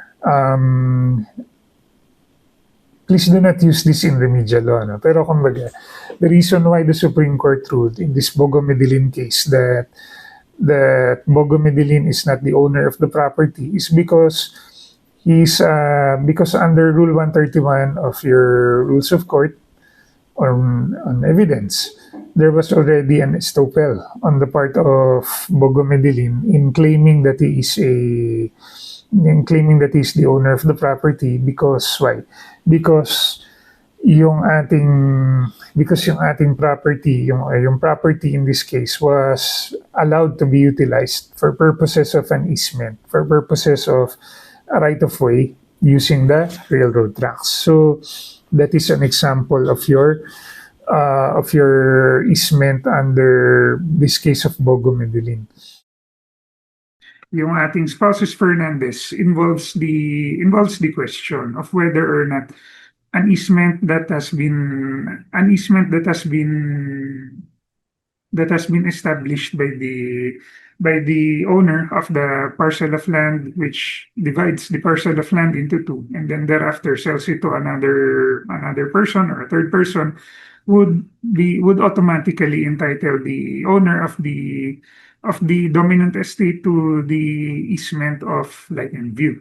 So in this case, the Supreme Court ruled affirmatively that automatically, once the owner of the dominant estate divides the estate into two in order to sell the other portion of the estate to another person, it establishes an easement, and this easement that has been established shall thereafter need not be annotated on the title to the parcel of land for it to be considered as an easement that is duly established. So in terms of the acquisition of a negative easement, in terms of the prohibition, the Supreme Court has been clear in its ruling that the prohibition should be by a formal act or an instrument that has been acknowledged before a notary public. So yung ating negative easements,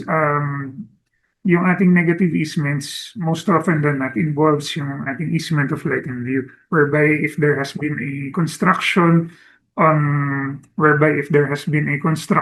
of a structure that is violative of the, whereby if there's been a construction of an easement of a structure that is violative of the 2-meter easement that is required under the law.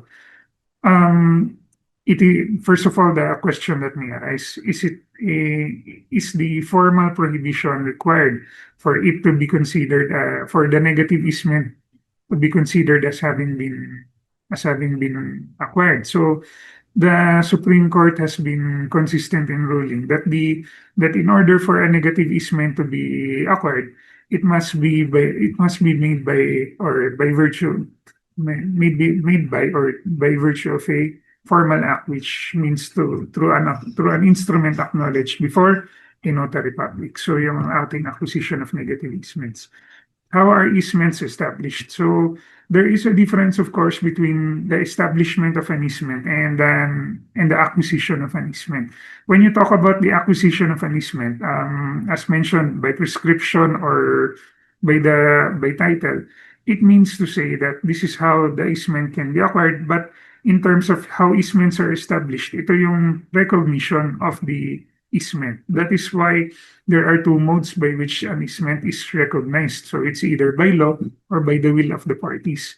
We all know that the establishment of an easement by law can be made through or is done in order to protect either a particular person, who is in this case the servient estate, or the public, whenever we are talking about such instances like yung towpath, di ba, yung ating towpath or yung ating mga drainage, yung ating mga easements which allows water passage to pump. So yun yung in terms of the establishments of an easement. We all know that the important ones for you to remember as always should be easements of right of way and easement of right of way. When you talk about the easement of right of way, of course, we have to remember that the easement of right of way results whenever a dominant estate is locked in such a way that there is no passage to the public highway, to the nearest public highway. So it is important that in the easement of right of way, the landlocked dominant estate owner should not have been at fault in causing such requirement of an easement of right of way to be given to him by the servient estate.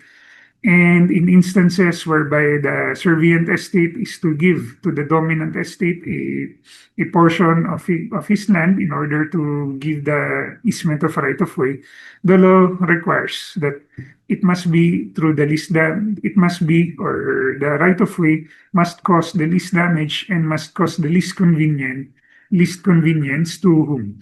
To the owner of the servient estate. So always remember that if the owner of the dominant estate has a means to get to the public highway through an inconvenient manner, that does not matter to the law, and it means to say that you are not entitled as the dominant estate to be given an easement of right of way.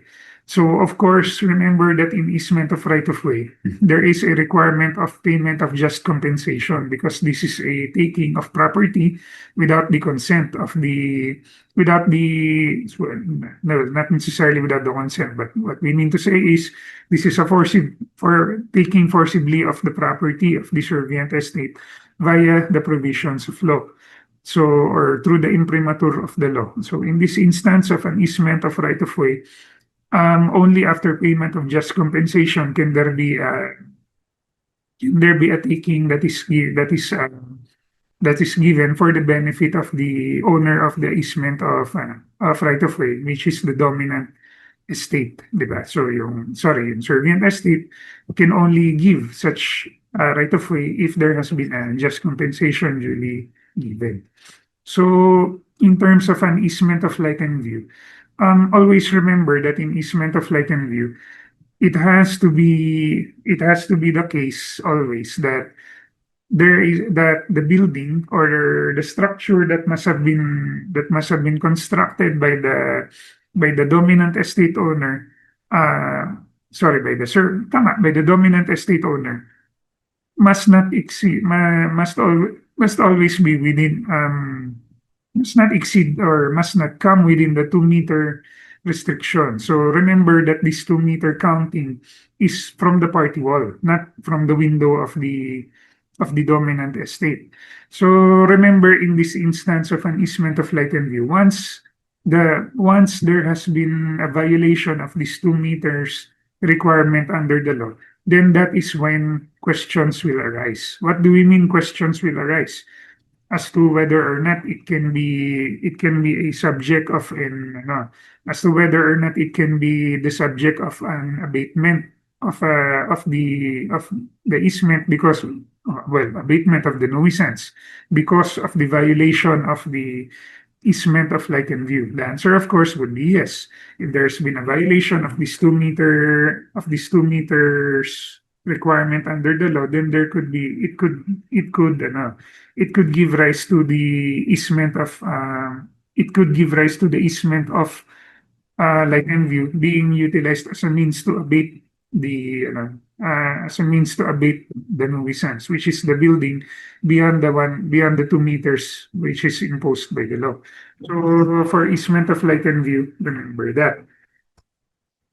In terms of the acquisition of easement of light and view, remember that it is from the time of the opening of the window, if it is through a party wall, from the time of the formal prohibition upon the proprietor of the adjoining land or tenement, if the window is through a wall on the dominant estate. Remember that a formal prohibition does not mean merely any writing, but one executed in due form and with solemnity. So remember that in terms of the easement, acquisition of easement of right of way. In terms of the violation of the easement of right of way, for example, there has been a construction of a structure that is not within the that is violative of the 2-meter requirement, and there has been no. So just imagine the scenario: 2 vacant lots. There's of course a party wall. So 2 vacant lots, and thereafter there's a construction that is made by the owner of the dominant estate. By the owner of the servient estate. The question that would arise if there has been a construction by the owner of the servient estate which violates the 2 meters in position under the law, would this violation need to be formally informed? Would this violation of 2 meters need to be told to the owner of the servient estate before there can be considered as a violation? The answer would be, as we could see in this 1909 case of SIM, there is no need, of Science versus Hermanos, there is no need for a formal prohibition in such a scenario because it is an express duty that is being imposed by the law, whereby construction must be just not violative of 2 meters of easement of light and view, because as the law mentions, it is the lookout of the owner of the servient estate as to whether or not there has been a violation of the law. So yun yung tandaan natin in terms of easement of light and view as to violation of the 2 meters requirement of the law. In terms of nuisance, just remember the definition of nuisance under Article 694 of your Civil Code, whereby it is any act, omission, establishment, business, condition of property, or anything else which, as you could see in the enumeration herein, injures or endangers death, annoys or offends the senses, shocks, defies, or disregards decency or morality, obstructs or interferes with the free passage of any public highway or street, and hinders or impairs the use of property. Remember some select jurisprudence. I have been hopeful that there would be a question on nuisance that would come out for the bar examinations, but alas, there's been few that comes in terms of questions. Last 2020 there was a question that I was hoping would come out, but it did not come out.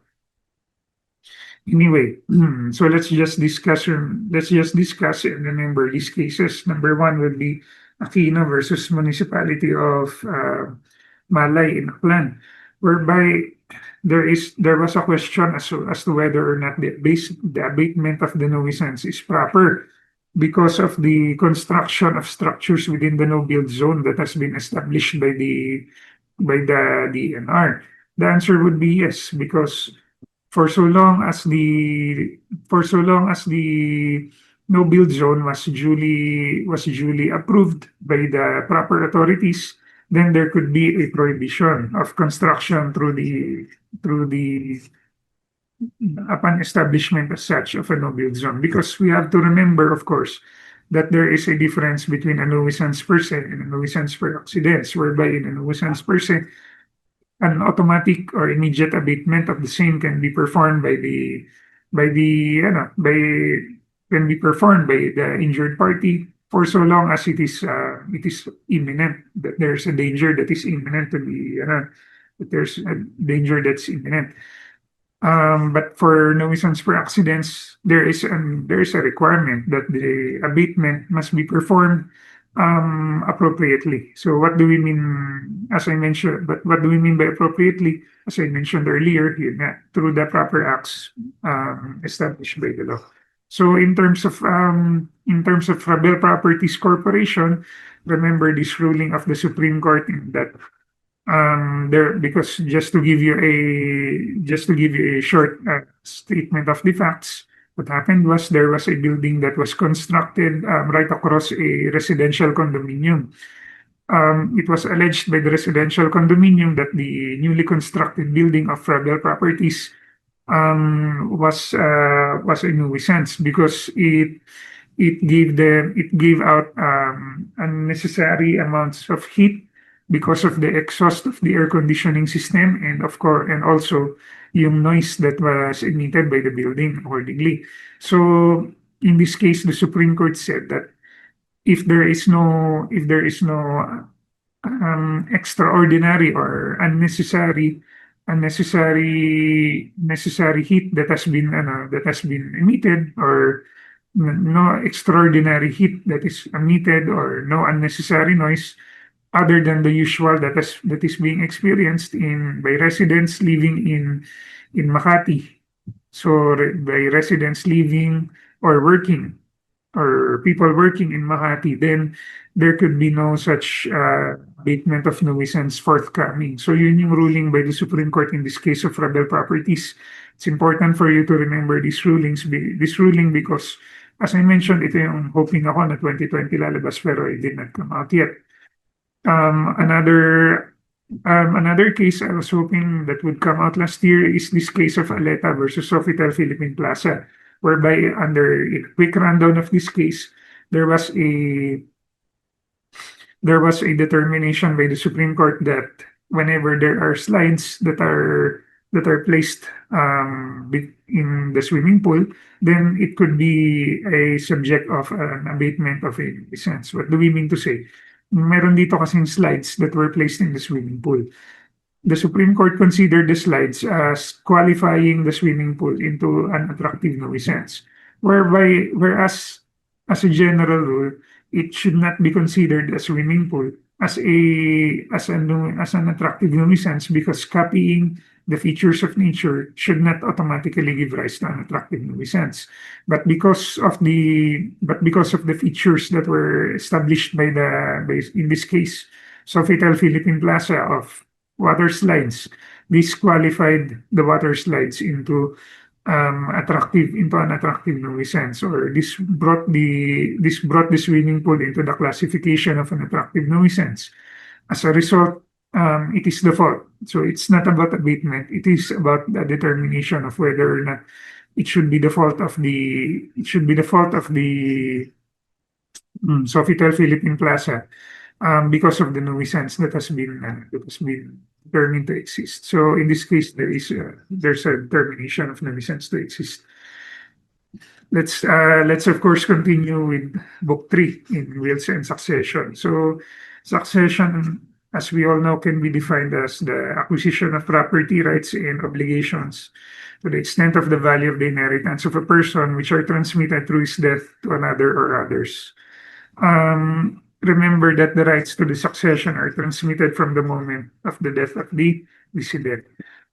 It's important for us to discuss yung Article 777 because of this case of Reyes versus Larlar, which has already been asked in the bar examinations as recently as 2023 bar exams.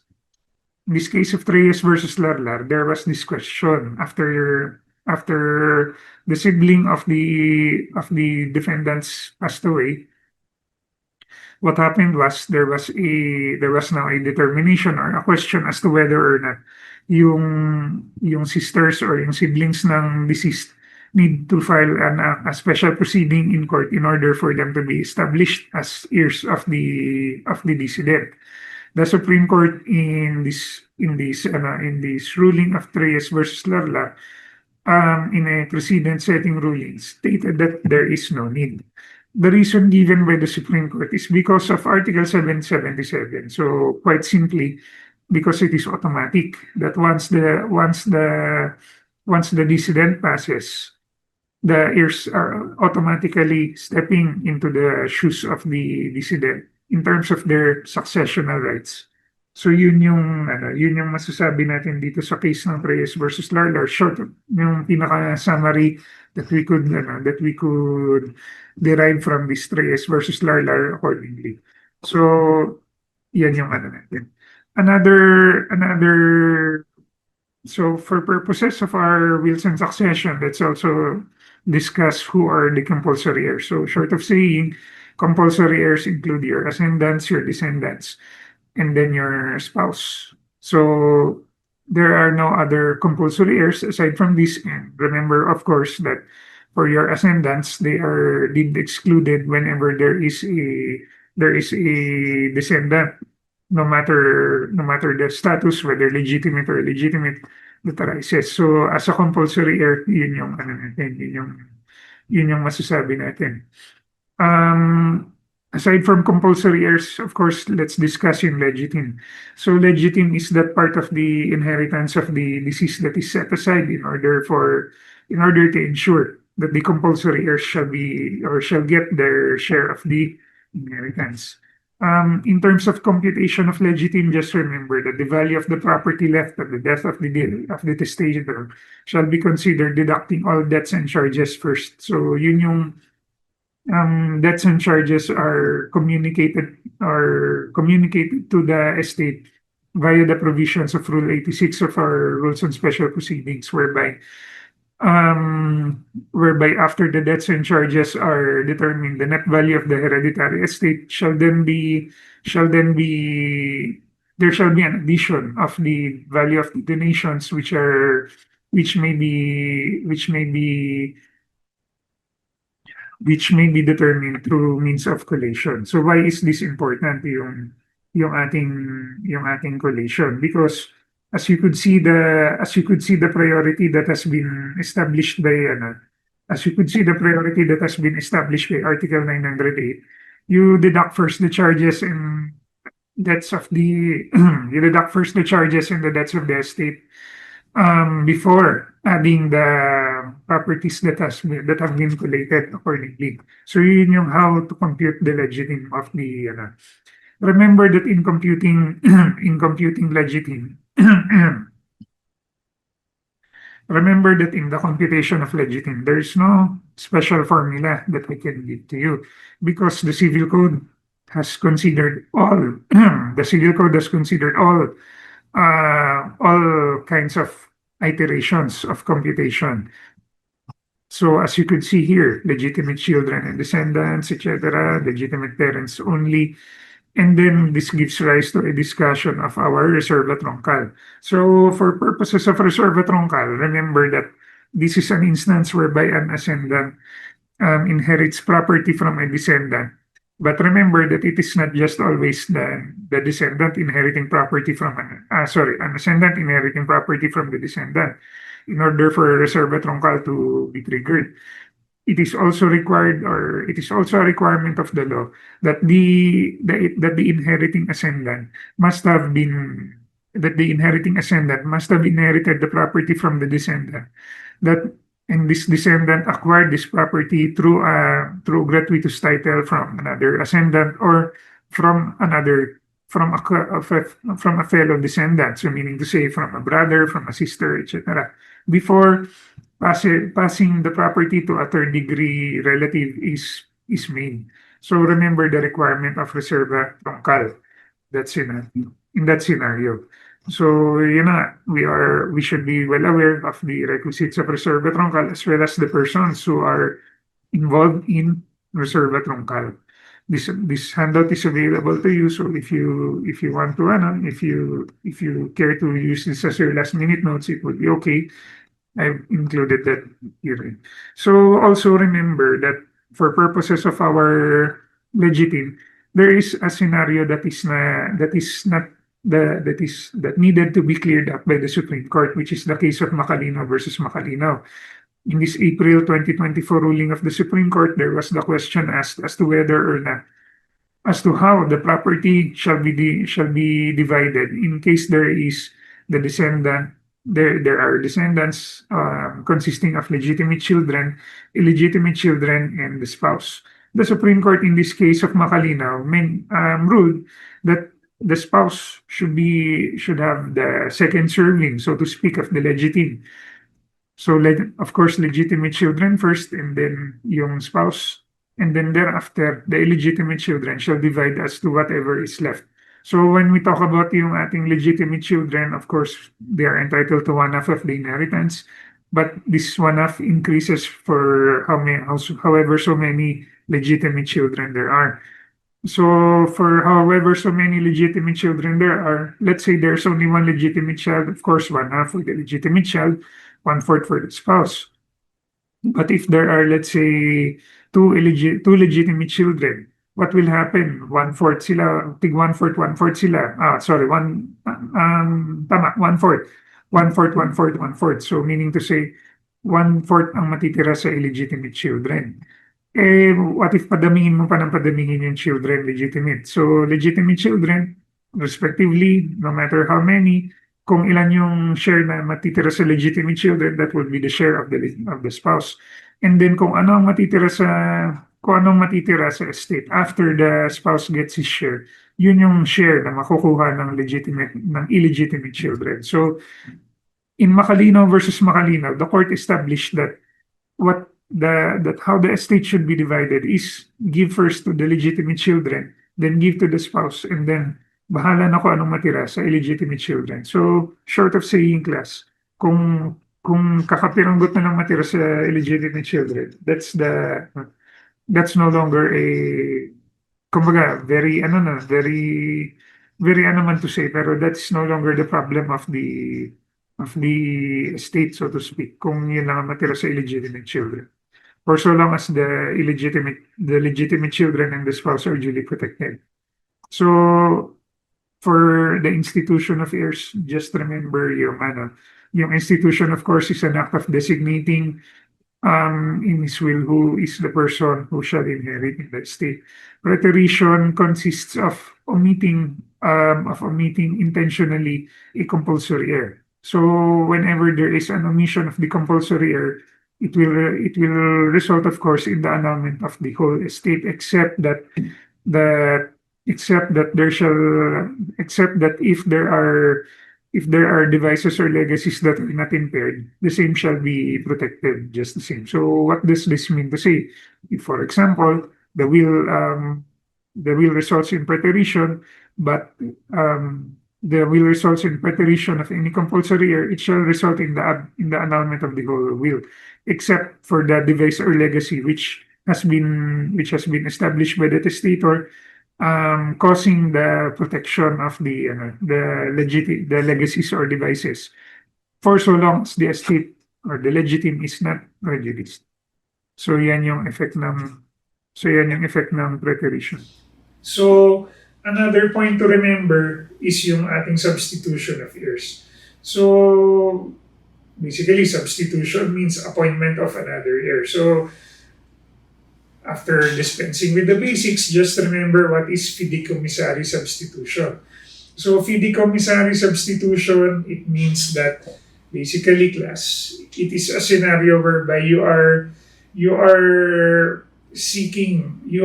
for example, kasi naalala ko yung case ng Anchieta versus Gersi Dalaygot, a 2008 ruling of the Supreme Court.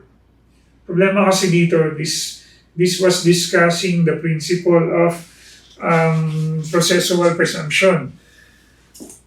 But it's still applies in the Philippine setting. What do I mean to say? Kasi what happened here, namatay ang babae. Hindi yung lalaki nag-asawa after, nagka-second wife.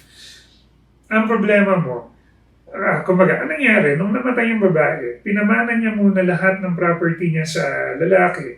Then, with the agreement that, with the provision in the will, that upon the death of the male, everything will go to the child kasi isa ng anak nila. What happened?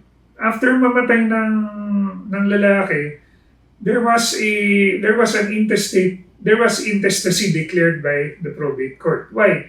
Because there was a failure on the part of the lawyers of Ancheta to prove what is the pertinent Massachusetts law upon the death of the male.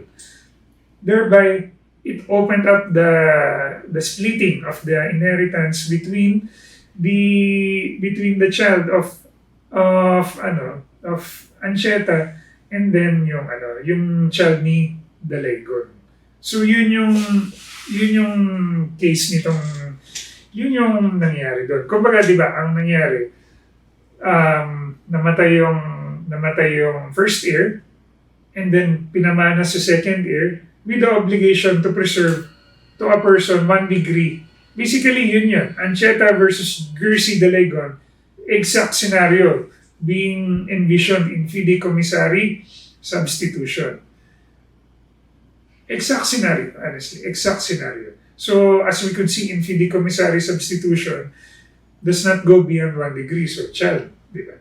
Does not go beyond 1 degree, and they are both living at the time of the death of the testator. So, remember that. Much like your reserva troncal, this property automatically belongs to the heir 1 degree lower. 1 degree, well, not 1 degree lower.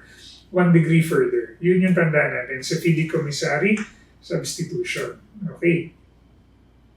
Remember that if the second heir dies ahead of the first heir, it shall be transmitted to the heirs of the second heir. So, remember once again yung rule natin sa inter vivos donation. It is basically when you talk about it,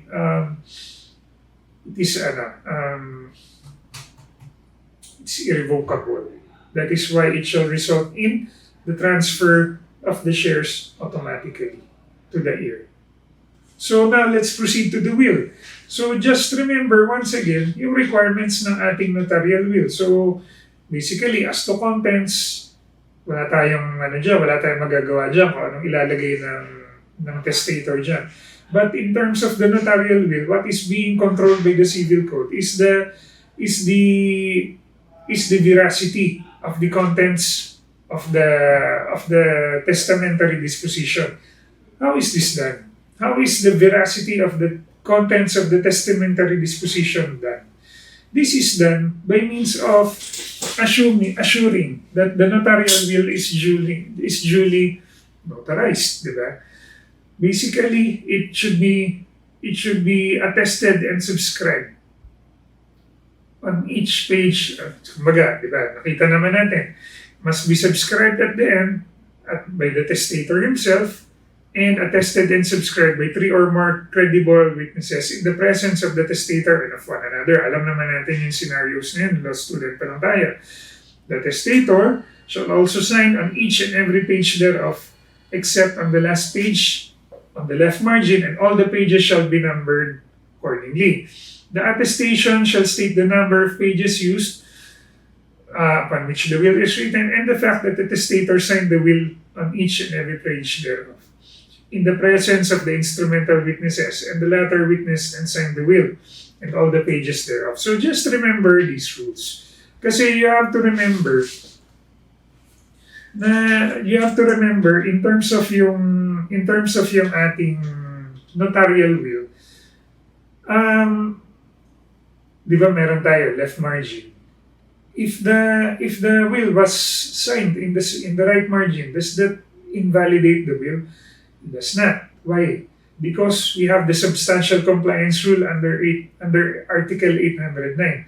What is the overarching point that we have to remember with Article 809?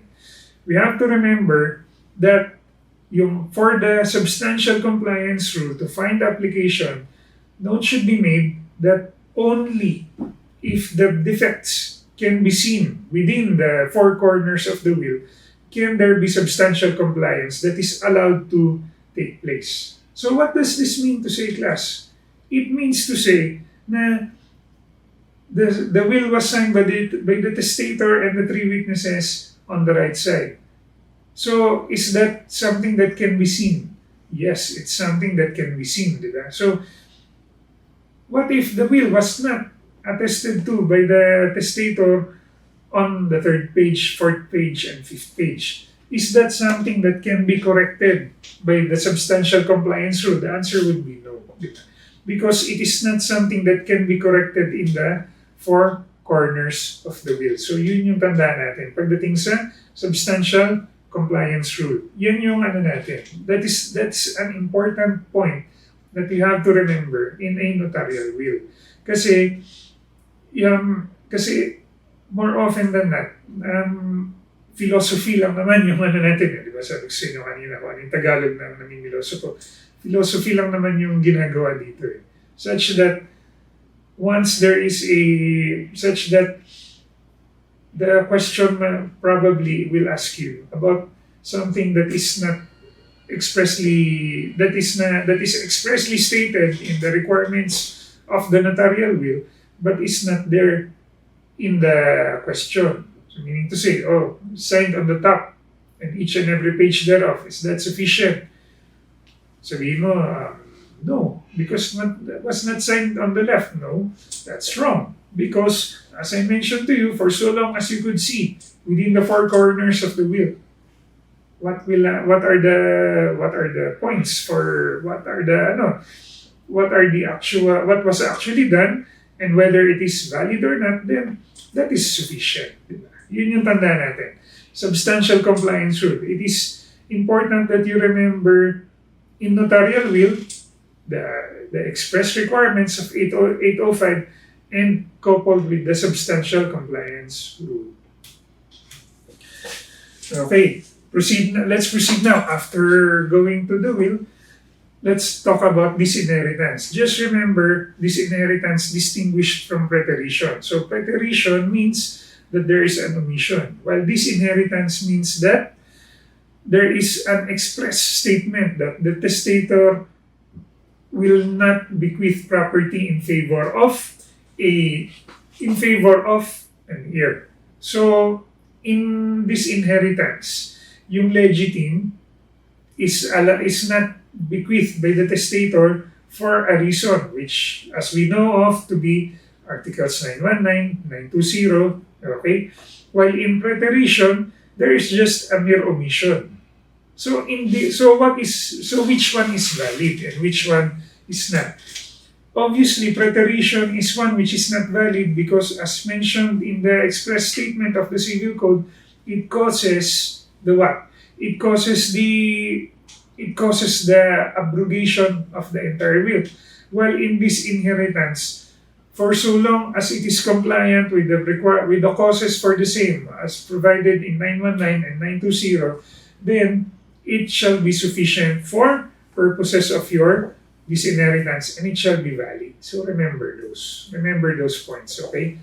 So we now proceed to legal or interstate succession. So for legal or interstate succession, take note of the instances whereby it takes place. So most notably, if there's no will, so take note, yung legal or interstate succession, it takes place whenever a person dies without a will, or a will that has been struck down by the probate court as not being a validly executed will. It can also be legal or interstate succession can also take place with a will that is valid under probate. But there is nothing there is no testamentary provision that is given. Meaning to say, sabihin natin, last will and testament of sabihin natin, Mr. Schultz of Starbucks. He says that Roses are red, violets are blue, Starbucks is green. And so is my mind, o sabi ni Mr. Schultz. Period. Is that a valid will? Yes, that's a valid will. Will that result in testamentary succession? No. Why? Because there's nothing bequeathed in favor of anybody. But the will is valid. Diba? But in such a scenario, what will happen? Legal or intestate succession shall ensue. Diba? Yun yung tanda natin sa legal or intestate succession. Just take note of these 4 instances provided by Article 960. Distinguished with the concept of legitim. Remember that these are not necessarily separable concepts. What do we mean to say not separable concepts? When you talk about these concepts being interrelated to one another, the disposition of property via legitim and intestacy just calls for rules which protect yung legitim. But in terms of yung legitim natin, yung legitim, nag-ano lang naman siya. It's there to protect the compulsory heirs in case of testamentary disposition. So yun yung di ba? Yun yung legitim testamentary disposition. But intestacy, that is a division of property where when there is no statement coming from the testator as to how he wants property to be bequeathed, or there is no testamentary disposition to be bequeathed. So yun yung difference between the two. Pero in terms of effect, yung legitim natin, it just provides the minimum, but it can be bigger. It can be bigger if there is no will. So remember that yung concept of legitim natin, yun yung distinction niya with intestate succession. Yung order of intestate succession natin, just remember, syempre, yung basics natin, not illegitimate children, simula, pero just remember always yung rules natin regarding yung legitimate children and yung spouse. But in terms of illegitimate children, they are entitled to the whole estate if surviving alone. But if surviving with a legitimate child, remember that the Iron Curtain rule is no longer applicable. What is the reason given by Justice Leonen? Sabi ni Justice Leonen, there is no substantial distinction that rests on real differences, outlining a distinction between legitimate and illegitimate children, number 1. And number 2, because we are all creations of God, sabi ni Justice Leonen, which is correct naman, di ba? And number 2, yung alleged na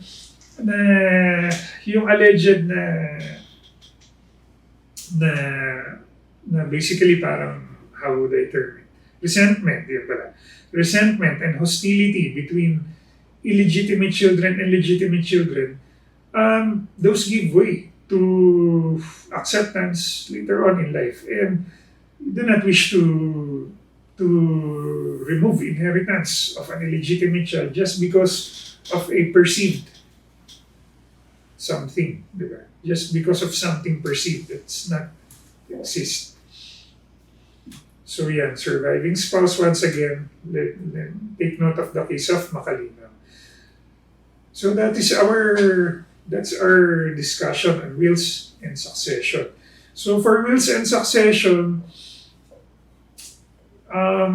just remember, class, how legitim is distributed. Kasi yung legitim na yan, always remember, kompleto yan sa Civil Code. Lahat ng scenarios anticipated ng Civil Code, except dun sa spouse na minention natin under Macalino.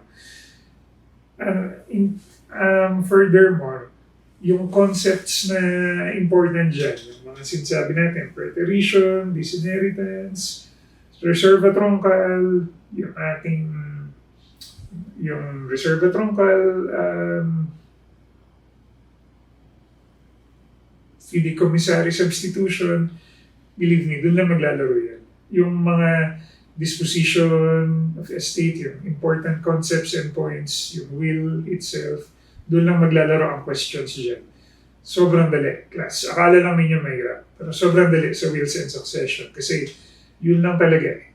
Otherwise, they will ask such trivial questions that would border on being unfair already. So let's proceed now to obligations and contracts. By the way, wills, 3 questions din yan. So 5, 3, 11 questions na tayo. Oblicon, ito, 4 questions ito, itong oblicon. So basically, book 4 na tayo, including special contracts, of course, as we are well aware of. So let's start with obligations. So, you all know what an obligation is. Article 1156, juridical necessity to give, to do, or not to do. So,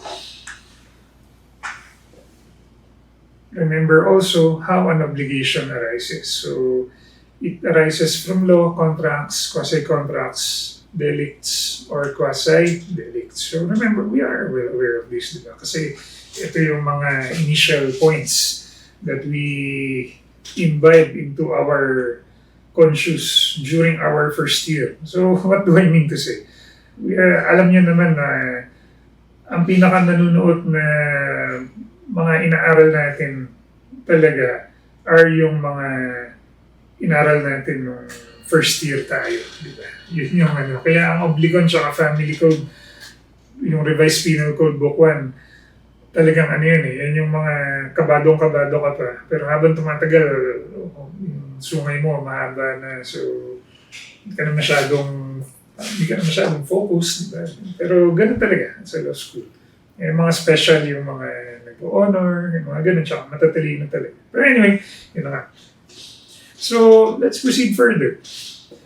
In terms of also remember yung ating natural obligations and estoppel. So, obligations are either civil or natural. Civil obligations gives rise to a right to compensate another. Right of action to compel their performance, while natural obligations are obligations which are performed despite no right arising so to do. Diba? So, yun yung tanda natin sa natural obligations. Basically, when you talk about natural obligations, just think, ang pinakamadaling example, a judgment that has exceeded the 10-year execution period, and thereafter, this 10-year execution period,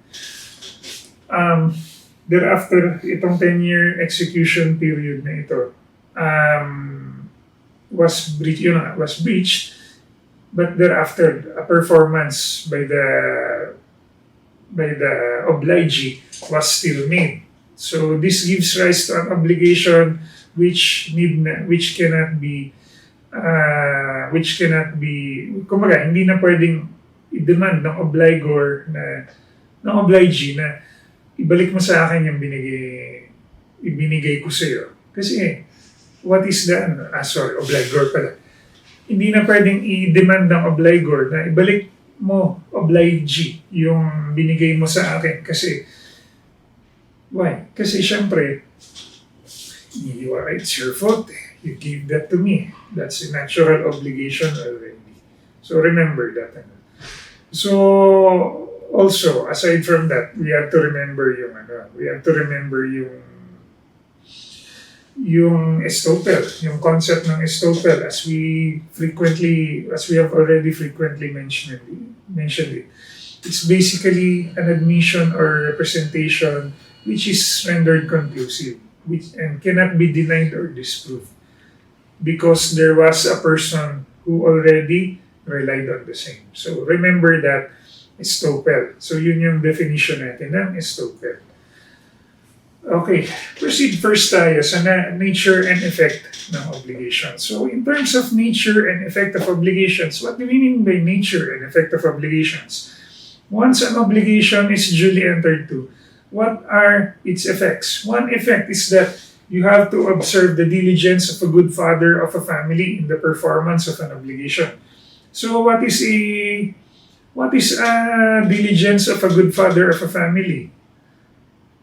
So, in terms of the diligence of a good father of a family, basically it's the most basic form of diligence that one is required to perform. Basically, for example, a, if you are the father of a child and you are crossing the road, do you let your child run to the other side of the street?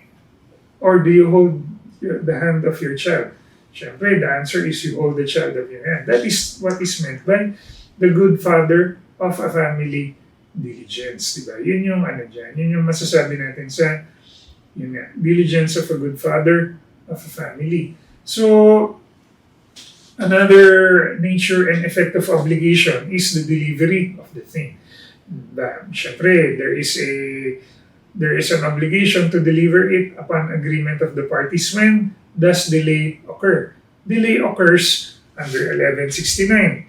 Once there has been a judicial or extrajudicial demand upon the obligor to so deliver the thing by the obligee. Question: are there instances whereby judicial or extrajudicial demand is not necessary? The answer is yes, of course. Under 1169, it provides for these three exceptions: when expressly declared by the law, when from the nature and circumstances of the obligation, the time is of the essence. And number three, when demand would be useless, as the obligor has rendered it beyond his power to perform. Please take note of some of these cases decided by the Supreme Court. One of them is this case of Richardson Steel, a 2021 ruling of the Supreme Court, whereby there was a failure to fully release the loan proceeds that were availed of by the borrower. So, in this case of Richardson Steel,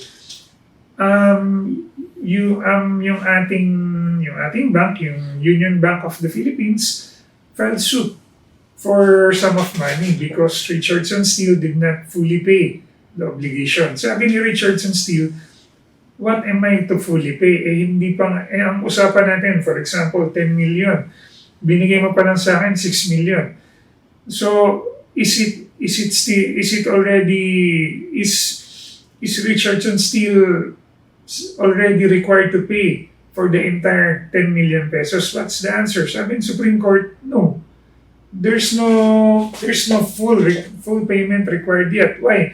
Because ang inutang 10 million, ang binigay 6 million. So sabi ng Supreme Court, until such time that the obligor fully performs the obligation, it is only such time that can demand performance from the obligee. In a similar light, in this case of Mega World Globus Asia, a condominium unit that was not yet delivered fully cannot be, if the condominium unit was not yet fully delivered, the developer cannot demand full payment from the condominium developer cannot demand full payment yet from the buyer of the condominium unit. Kasi nga, in reciprocal obligations, it is only when there has been a full performance of the obligation can there be a reciprocal demand of delivery. So remember that.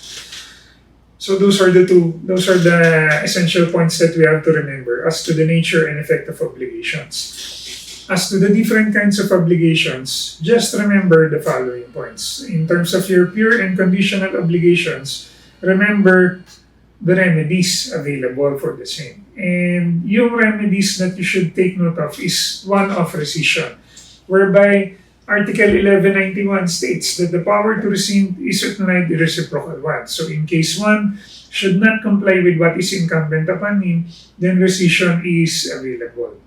So in the remedy of rescission, what can be availed of by the party as a remedy is the fulfillment, is either the fulfillment of the obligation or the rescission of the obligation. So meaning to say, specific performance for fulfillment or return of everything else for rescission.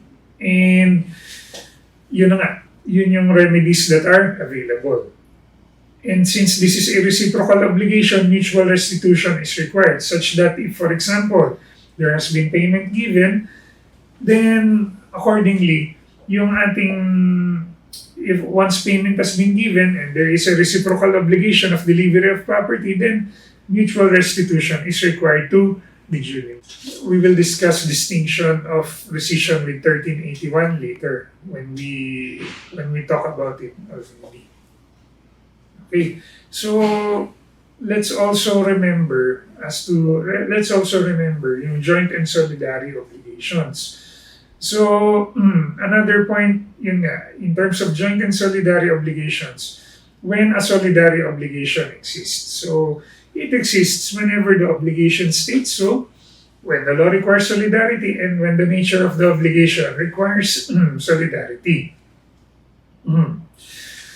When we say that there is no presumption of solidary liability of two persons, it means to say that just because an obligation says that A and B are obliged to pay X an amount of money, it doesn't mean that they are both solidarily liable. When you talk about solidary liability, it means that number one, either one of them can be accosted for the full amount. As opposed to joint in sharing natin. So, solidary liability only takes place when it is expressly mentioned or discussed by the parties. Also, remember obligations with a penal clause as to its purpose. Yung obligations with a penal clause, it can substitute an indemnity for damages accordingly and payment of interests. But the debtor cannot exempt himself from the performance of the obligation by merely paying for the penalty in obligations with a penal clause. And furthermore, proof of actual damages suffered by the creditor is not necessary in order that the penalty may be demanded. Because yung obligations with a penal clause, it is actually yung parang sometimes it is a form of liquidated damages also, yung penal clause. Kasi as is apparent in reciprocal obligations, most of the time penal clauses are inserted after a violation of one of the parties of prestations in an agreement. Remember, furthermore, the power of the court to lessen the penalty if it is found to be excessive. To wind up our discussion on obligations, we also have to take note of the extinguishment of obligations. Just remember yung ating 1231 on when obligations are extinguished. Basically, yung ating payment or performance, loss of the thing due, condonation or remission of the debt, confusion or merger, compensation, and then novation. Yung other causes of extinguishment like annulment, rescission, fulfillment, and prescription are governed elsewhere in the code, as we have discussed earlier. As to payment or performance, just remember yung extraordinary inflation as to the proof thereof. Basically, the Supreme Court has provided that it is only the BSP who can prove payment or performance. Extraordinary inflation having taken place. In terms of your extinguishment of obligations, huwag natin kakalimutan yung novation, syempre. Yung novation, as is defined by Article 1291, is a modification of an obligation by changing their object or principal condition. So, simple lang. Sabihin natin, obligation is to buy coffee, but it's later on changed to buying a piece of brownies. So, is that a novation of the obligation? Yes, di ba? Kung yung pinakasimple lang na concept ng novation. Substituting the person of the debtor. Let's say, for example, I am the one who's going to buy the coffee. And, of course, I'm the principal debtor. So, if, for example, A replaces me, is there a novation? The answer would be yes. Di ba? there's a substitution of the person of the debtor. And then later on, subrogation of the right of a third person as to the creditor. So for example, Starbucks is the one who's going to receive the money. So instead of Starbucks, naging Tim Hortons. O, di ba? Novation pa rin yun.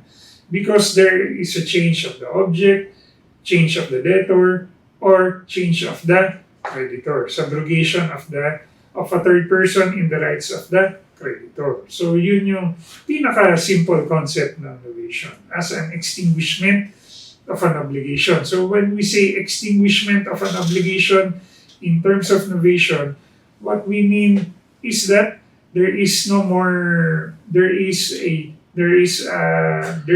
obligation because it has been completely extinguished. Why? Because there has been a change of the object, the debtor, or the subrogation of the creditor.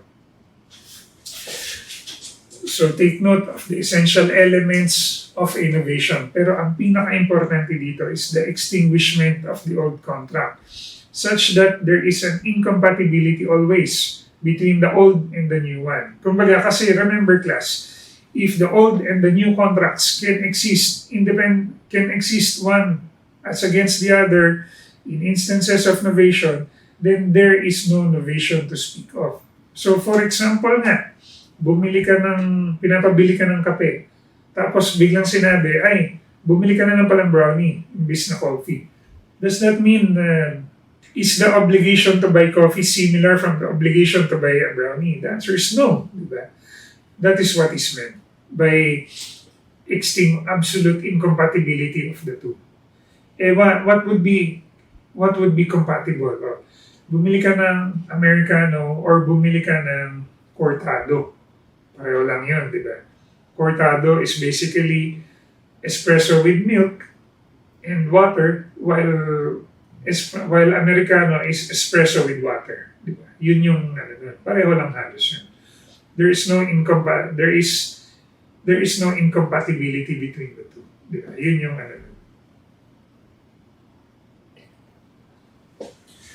Also remember the tests of your novation. Remember that novation is, kumbaga, as with everything, if it is expressly decreed by the parties, then there is novation. For example, the obligation is to buy coffee, but it was replaced to chocolate, hot chocolate. If, for example, it was agreed upon by the parties that the obligation initially entered into to buy coffee has been replaced by hot chocolate, but the obligation remains the same. Meaning to say, the debtor and the creditor remains the same. Does it mean to say that the obligation is now novated? The answer would be no, because if it has been expressly agreed upon by the parties that there is no novation of the obligation, there will be no extinguishment of the obligation. So that's an express point that we have to remember, number one. Number two, expressly stated, diba? So, syempre, express statement gives way to those which are implied. So when you talk about agreements which are, novation by implication, what we mean to say is that for there to be an novation by implication, there must be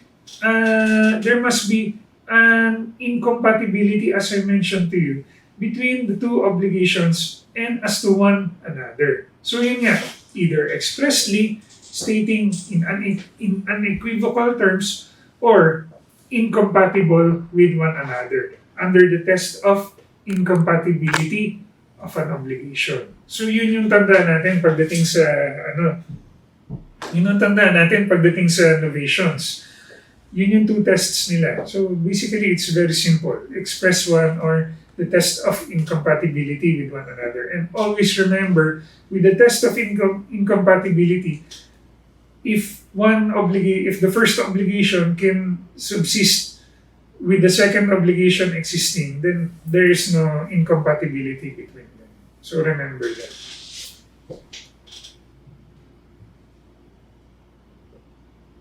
Okay.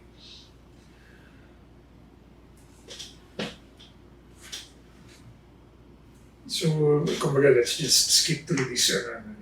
I'm just thinking kung ano yung mga ano dito. It's just, ano. So, proceeding further, let's discuss yung essential requisites of contracts. So, we all know what are the essential requisites of contracts. We have your consent, object, and then yung cause. In terms of your essential requisites, yung consent muna natin.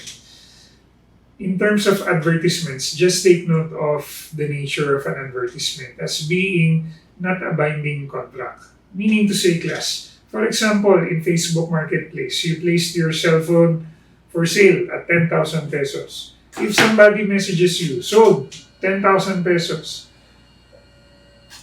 problem.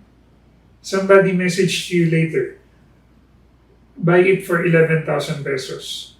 Is it are you obliged to sell the cell phone for 10,000 pesos to the one who first said sold for 10,000 pesos when, as a matter of fact, may nagbenta ng may bumili ng 11,000 pesos or nag-offer to buy for 11,000 pesos? The answer is no. You're not obliged to honor the 10,000 pesos. Why? Because advertisements are mere invitations to make an offer. So remember that. Not definite offers. What do we mean to say? Pag nag-offer ka ng 10,000 pesos, hindi required tanggapin. So yun yung tandaan natin. Hindi required tanggapin. It's just invitation to make an offer. It's only such time that you communicate your acceptance can there be considered as an offer. Remember the vices of consent and their effects as to the same. As to the vices of consent, we have your mistake, we have your violence, intimidation, undue influence, and then your fraud. In terms of vices of consent, they make a contract voidable. A mistake is one which principally moved one to enter into contract. In terms of violence, serious or irresistible force. Intimidation naman, reasonable and well-founded fear of evil. Undue influence, improper advantage of influence, and fraud, insidious words relied upon. When you distinguish it from bad faith, it is an intentional failure to observe the duty of a good father of a family or the good faith that is required accordingly. So yun yung distinction between as to good faith. Remember, furthermore, yung ating reformation of instruments. This is a point that I feel more often than not comes out in the bar examinations because it is confusing as a concept. Yung reformation of an instruments, just remember to distinguish between an agreement whereby there has been a meeting of the minds, whereby or as distinguished from those which whereby there has been a prevention of a meeting of the minds between the parties. Because in the first one, where there is a meeting of the minds, it's just a reformation to reflect the true intention of the parties. While in the second one, prevented a meeting of the minds, the effect is that there shall be a nullification of the agreement. So remember that in reformation. And remember furthermore, those contracts whereby reformation is not allowed. Simple donations inter vivos, wills, and when the real agreement is void. Let us discuss now yung ating rescissible contracts under Article 1385. We all know that rescission creates the obligation to return the things which are the subject of the agreement. So mutual restitution, as mentioned earlier. In order to distinguish it with Article 1191, remember that Article 1191 is conditioned on, let's not use the word conditioned on. Basically, Article 1191 deals with conditional obligations. So, when you talk about rescission as a remedy, there's a failure to perform reciprocal obligations or reciprocal prestations as to one another. So, reciprocal conditions. Failure to perform reciprocal conditions which are substantial in nature. In terms of rescissible contracts, these are Article 1381 enumerates those which are rescissible contracts. whenever there is lesion by more than 1/4. Okay? Well, those which are entered into by guardians, whenever the wards suffer lesion by more than 1/4 of the value of the things. So you can just imagine that damage of more than 1/4 of the things. Agreed upon in representation of absentees. Ano pa ba? Those undertaken in fraud of creditors. Those which refer to things under litigation whereby there is no approval between the litigants. So let's go to number 3. Those undertaken in fraud of creditors. When we say those undertaken in fraud of creditors, simple lang naman yan. For example, he has been sued by B for case for sum of money, but because there is no mortgage, cannot attach property owned by B. What will happen if B sells the property because of an impending defeat to X? The answer is that B can be sued by A for rescission of the agreement because it is in fraud of a creditor. So yun yung essence ng rescissible contract. As distinguished from our 1191, there has been a failure to perform that which is required upon them. So dito naman sa rescissible contracts in fraud of creditors, there is no such failure to perform a condition. So yun yung tandaan natin in terms of rescissible contracts. Action Polyana, basically, it outlines or it emphasizes that an action for rescission under Article 1381 is merely subsidiary. It cannot be instituted except when the party suffering damage has no other legal means to obtain reparation for the same. So meaning to say, in our chosen item to explain, if rescission is undertaken in fraud of creditors, so if the person, let's say Mr. A, was not able to sue Mr. B or was not able to receive payment from Mr. B, it is only then that he can proceed against X for rescission of the deed of absolute sale because there is fraud of creditors. So tandaan ninyo yan. That is what is meant by an action Polyana being subsidiary. In terms of unenforceable contracts, just remember yung Article 1403.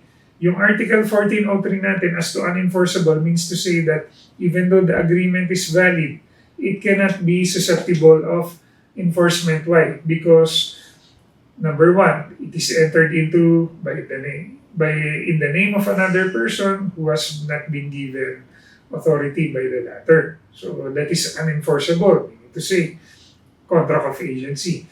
Those that do not comply with statute of frauds. So when we talk about statute of frauds, if an agreement has not been reduced in writing or has not been partially performed, these are unenforceable contracts. If they are to be performed, the agreement, meaning to say yung ating handshake agreement, if it is to be performed more than 1 year after such handshake agreement and there is no memorandum or no partial performance of the same. So remember that those where both parties are incapable of giving consent to a contract, another unenforceable contract. In terms of your void contract, remember void contracts.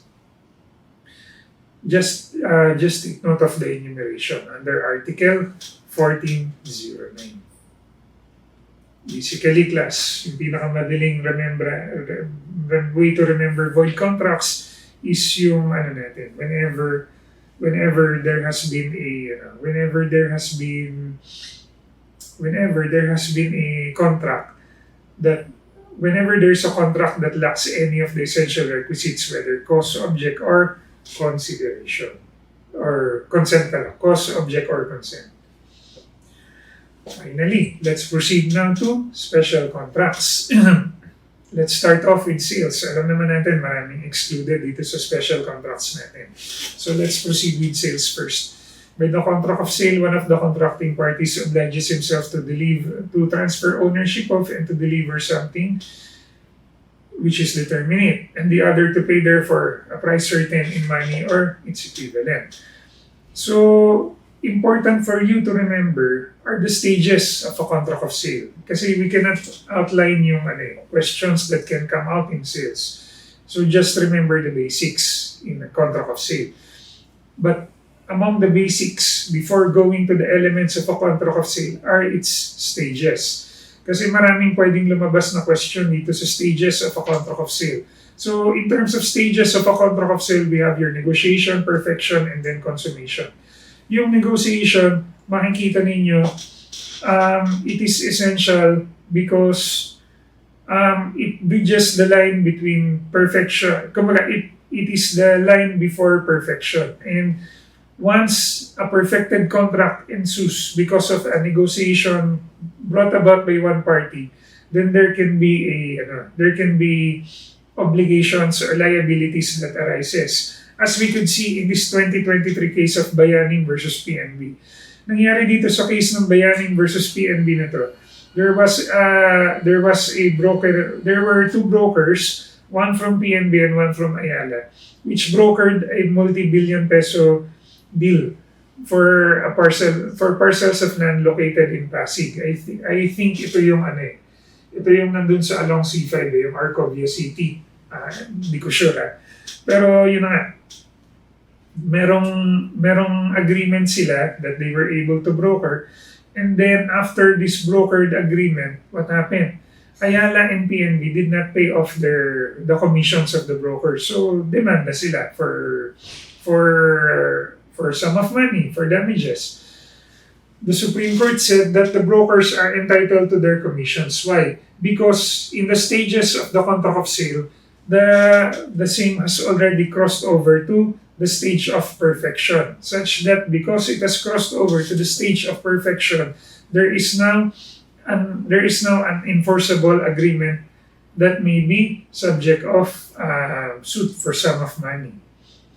Another consideration in perfection of contract of sale is your option contract. Remember Article 1479. And remember furthermore, its provision on paragraph 2 whereby an accepted unilateral promise to buy or sell is binding only if supported by a consideration.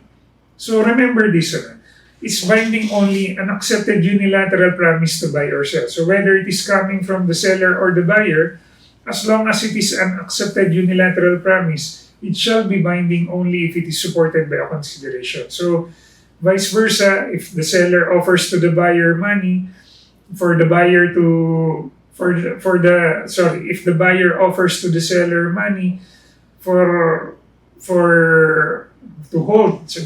hold a mobile phone that is being sold, then that is an option contract.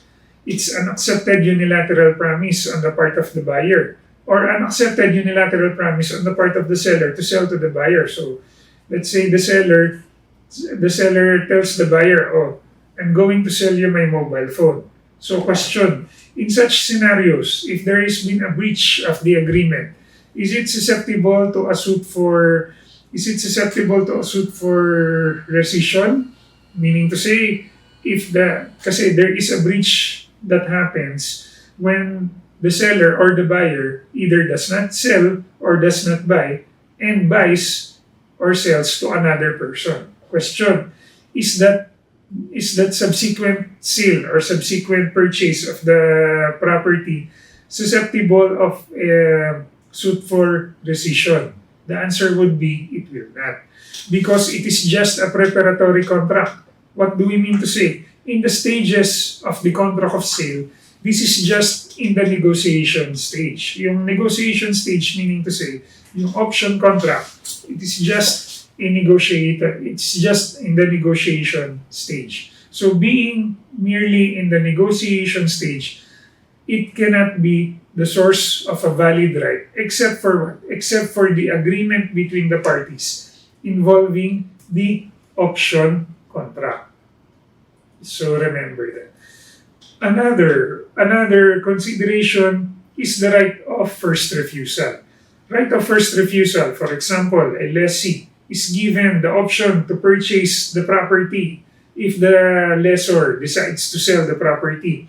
If the lessor sells the property to another person, is the lessee or is the lessor liable to the lessee for violation of the right of first refusal? The answer would be yes. So in the case of a right of first refusal, can the lessee seek a rescission of the agreement between the lessor and a third person who was the purchaser of the property? The answer would still be yes. Why is it that the answer would be yes? Because in the stages of the perfection of the contract of sale, it is already a perfected contract, yung ating right of first refusal.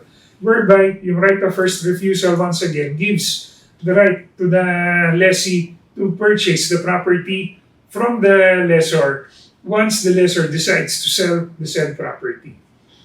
So yan yung effect of violation of the right of first refusal. Let us just distinguish a contract to sell from a contract of sale. Remember that a contract to sell involves an agreement between the parties that upon fulfillment of conditions, most of the time, the full payment of the consideration, then there shall be a succeeding contract that is going to be executed between the parties. While a contract of sale is already a perfected contract whereby there has been a transfer of ownership and delivery of the determinate thing. It's just that there has been no full payment yet of the price certain in money or its equivalent.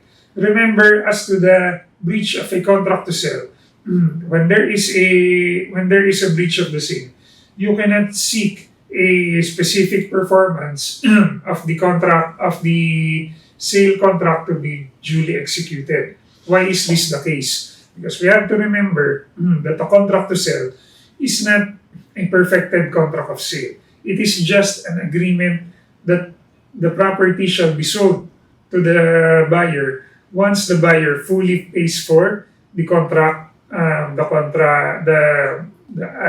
object of the agreement between the parties. Should there be a return on installments in a contract to sell? The answer would be, as a general rule, yes. As a general rule, if for example, there is a mobile phone and there's a contract to sell, let's say 10,000 peso mobile phone, in installments, there's been a payment of up to 5,000 pesos already.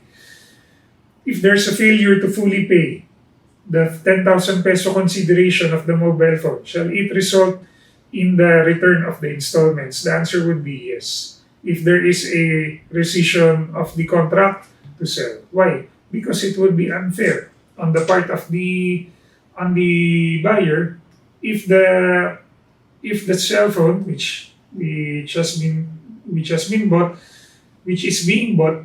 is not fully bought and it is not fully paid for, and yet the seller gets to keep the cell phone. In what instance will the seller get to keep the installments? Jurisprudence has been consistent in ruling that if the buyer has been able to benefit from the item, meaning to say, as we could see in, for example, contract of sale of real property in installments, which we will discuss in Maceda law shortly. If there's been partial payment in installments, what will happen? If there's been a partial payment in installments, there can be a return of a portion of the payment in installments. Why only partial payment? Why only a partial return? Because you have been benefiting from such property.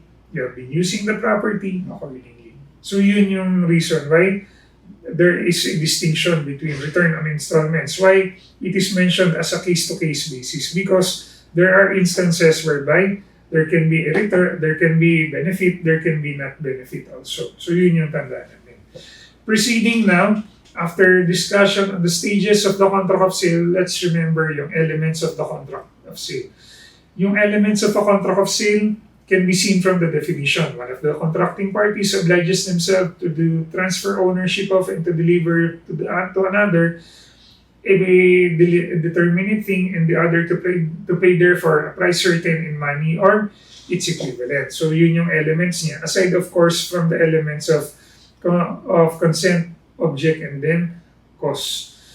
So remember, as to transfer of ownership and delivery, once delivery has been made, there is already a presumption that there is a transfer of ownership of the same, unless duly agreed upon by the parties. Remember this case of EDCA Publishing and Distributing Corporation. Ano ba yung nangyari dito sa case na to? There was a sale of books to EDCA Publishing in installments. There was a failure to pay by EDCA Publishing fully in installments of the books. It was taken away from me after a raid made by the NBI. What did EDCA Publishing say? Sabi ng EDCA Publishing, I am now taking away these books from you because you are not the owner of the same. Anong sabi ni Spouses Santos? Sabi ni Spouses Santos, when there was a delivery of the books to me, was there a statement that I am not yet the owner of the books despite complete delivery of the books to me?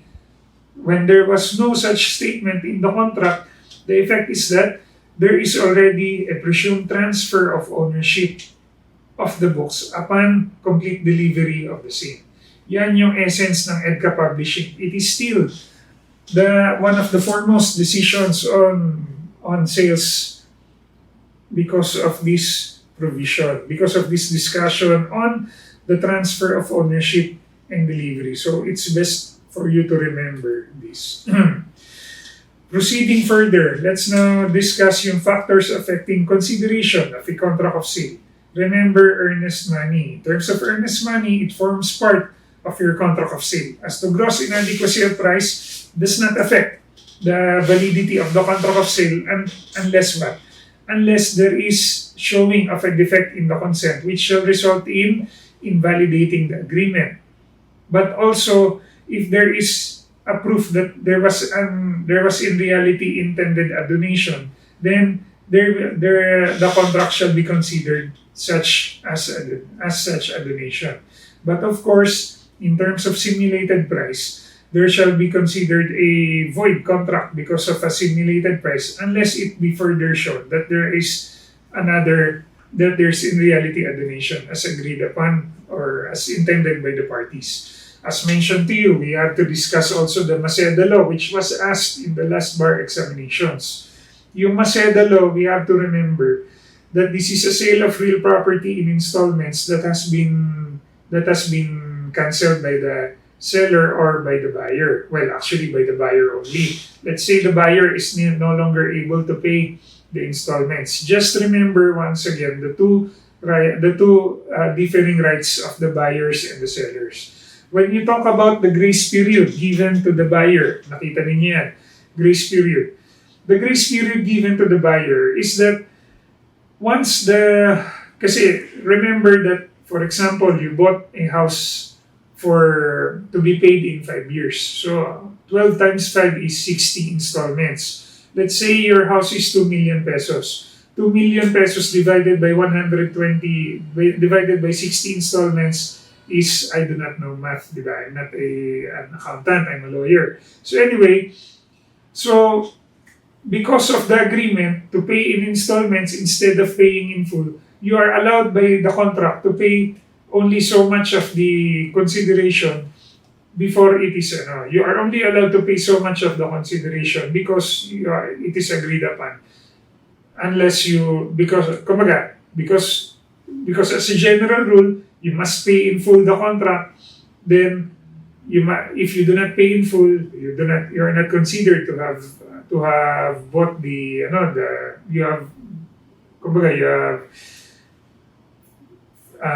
masasabi natin ito? You are not considered to have purchased the item, the object. But because of an agreement to pay the contract in installments, to pay for the object in installments, then you're allowed to pay only a portion. What will happen if, let's say, after paying for 2 years, you're not able to pay anymore? If you're not able to pay anymore, your contract shall become due and demandable. So meaning to say, ma-accelerate yung payment mo.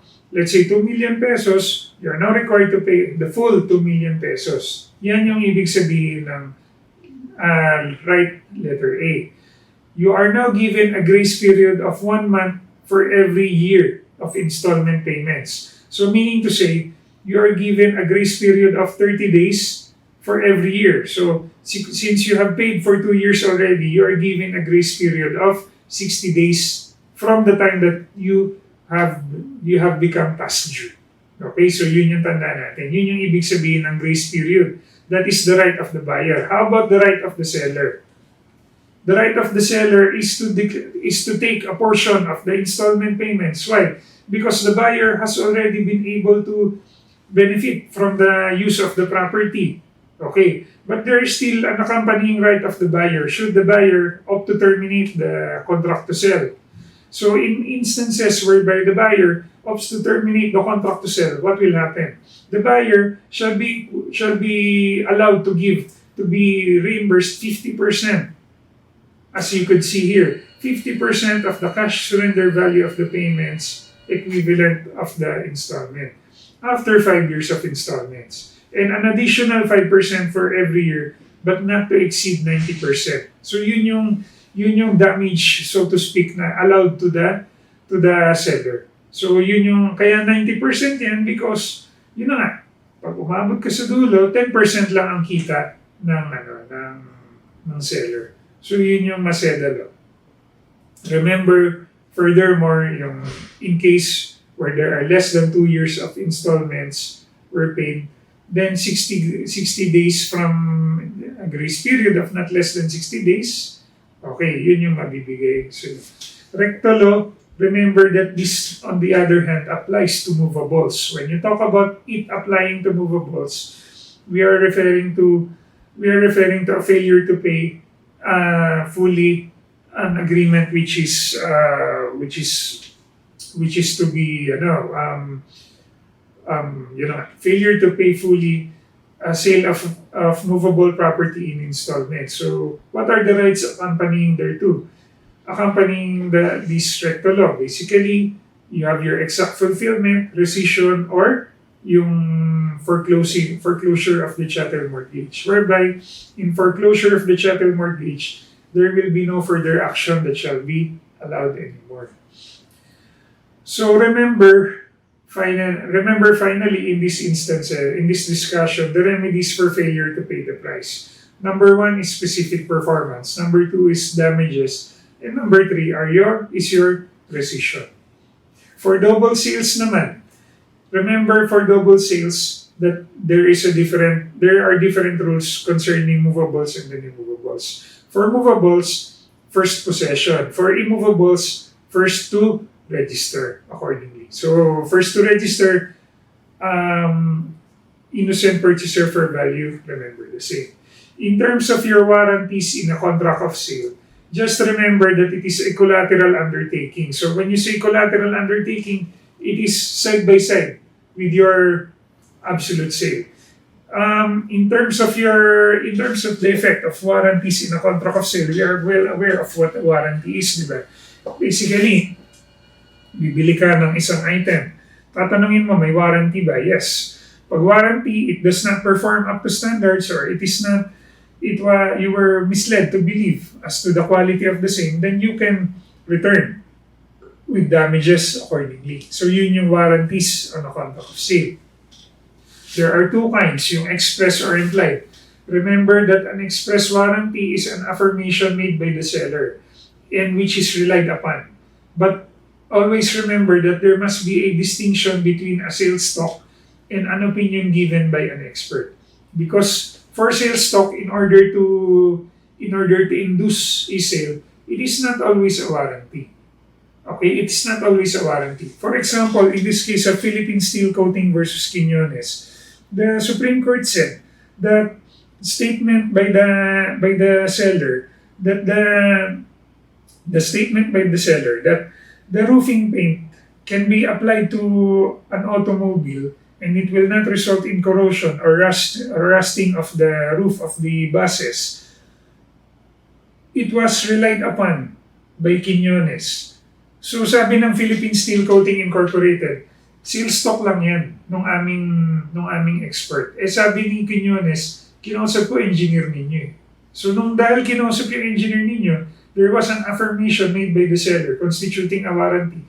That resulted in what? That resulted in a warranty that is enforceable as against the seller.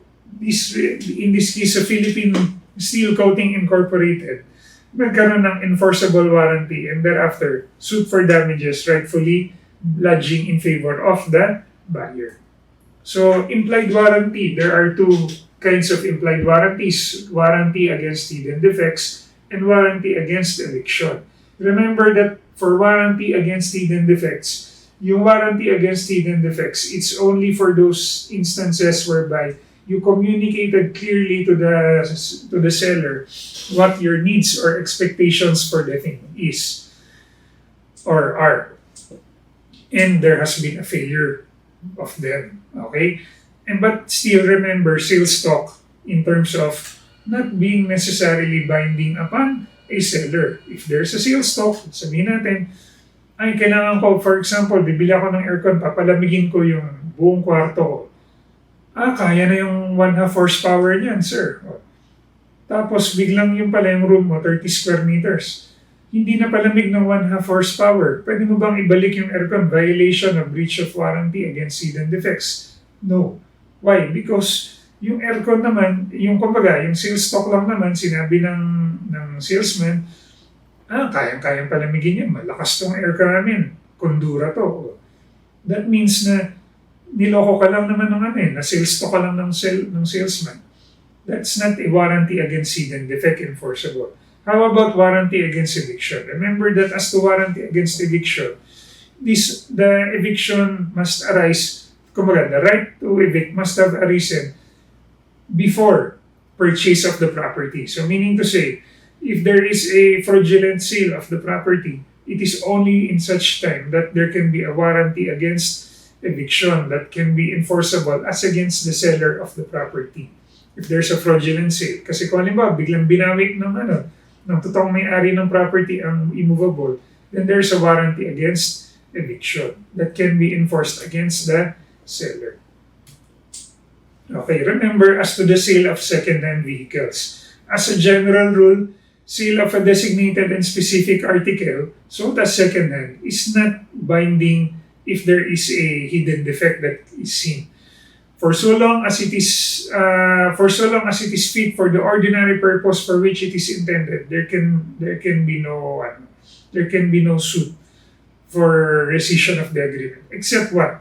Except if there is an express statement that what? Except if there is an express statement that what? Na yung property, yung second-hand vehicle is in A1 condition. If there's a statement, A1 condition to, if there is later on breakdown of the vehicle, for example, yung Toyota, di ba meron silang Toyota Sure. Yung Toyota Sure na yun, sinasabi niya, because this is Toyota Sure. If there is a breakdown of the vehicle after 1 year, is there a violation of the breach of warranty? If there's a breach of warranty for sale of second-hand vehicles, the answer is yes. Because Toyota will say to you, Toyota Sure to. Huwag kang mag-alala dito. Then, that is a valid warranty against hidden defect that can be enforceable. So that is your sales. Those are the important points for your sales. How about for lease? When we talk about lease, remember the definition of lease. Basically, it's equivalent to your use of fractal, whereby enjoyment of use of a thing for a price certain or for a period which may be definite or indefinite. So it is almost similar once again to usufruct, whereby consumption of the thing in usufruct, diba? In lease use of a certain thing for a definite period with the obligation to return the same thing. So remember that, obligation to return the same thing. In terms of assignment and sublease, remember that for assignment of lease, it must be with the consent of the lessor, while in sublease, it can be without the consent of the lessor. So, for so long as it is not expressly prohibited. Remember, furthermore, this rule on implied lease. I feel that this case of Manyas versus Nicolas Sora may come out, whereby in implied lease, there was a statement by the Supreme Court that if there's a failure to sell under your right of first refusal property, and there has been a violation of the same, there's been a violation of the right of first refusal in your implied lease, can there be a can there be can there be a can there be sorry let's restart the discussion on this case of Mañas versus Nicolasora. In this 2020 case of Mañas versus Nicolasora, nangyari kasi there was an expiration of the lease, and since there was no renewal, an implied renewal of the lease was agreed upon by the parties. Included in the conditions of the written agreement was a right of first refusal. When there was a renewal of the lease impliedly, do you think that the right of first refusal was included in the implied renewal of the lease? The Supreme Court ruled in the negative. What the Supreme Court said is included in what the Supreme Court said is included in the implied renewal of the lease are the essential conditions of a contract of lease. Hindi kasama yung mga implied renewal hindi kasama yung mga right of first refusal. So just remember that in that case of Mañas versus Nicolasora. So actually feeling ko lalabas ito ngayon, itong Mañas versus Nicolasora. Agency and trust naman tayo. Remember, partnership was migrated over to mercantile law. Remember, agency, as defined, it is doing something in behalf of or in the name of another with the consent of the latter. There are of course two kinds, general and special. When you talk about general, it is merely administrative power to exercise acts of administration, while special it can include disposition of the property. Remember, in agency, the two ways to form the same. Actually three. Number one is express. Kung hindi ko lang naisama dito, express agency. Number two is implied, whereby one acts in behalf of another, and there is implied acquiescence by the principal to act for the same. And in agency by estoppel, what it means to say is, whenever there has been in agency by estoppel, it exists whenever the principal can no longer deny the existence of the agency because somebody has relied upon the acts of a supposed agent, and the principal does not deny the same. So remember that. Kumbaga, it cannot be changed. The position cannot change because there will be somebody who will suffer accordingly. So remember that. Remember also yung obligations of the agent, that the agent must act within the scope of authority. But even if the agent does not act within the scope of authority, there is also the remedy of ratification. In terms of the principal is obliged to comply with the obligations entered into by the agent. And as we have discussed earlier, in bayaning versus PNB. In terms of termination of agency, there is an express termination and there is an implied termination. Express revocation, implied revocation when there is an appointment of a new agent. Ganun ka cutthroat ang agency, di ba? Such that if there has been somebody appointed even without your knowledge and consent, you're considered terminated already. Under Article 1927 of the Civil Code, it is clear that an agency cannot be revoked if a bilateral contract depends upon it. So, like in this case of Mendoza versus Paule, whereby a person was designated as the representative of a company, the principal cannot terminate, or the company cannot terminate the authority of the agent for so long as a third party depends upon the appointment or the appointed special authority. Let's proceed now to credit transactions or penultimate discussion. So credit transactions, just remember commodatum. Basically, in commodatum, you return the same thing. The distinction of commodatum with mutuum is that in commodatum, you return the same thing. That's why it is estafa. While in mutuum or simple loan, you are not obliged to return the same thing. You are just obliged to return the sum of money that you lent. That's why one is punishable by estafa and one is not. Kasi remember once again, no person shall be imprisoned for non-payment of debt, di ba? Remember that as a basic right, as a basic bill of right.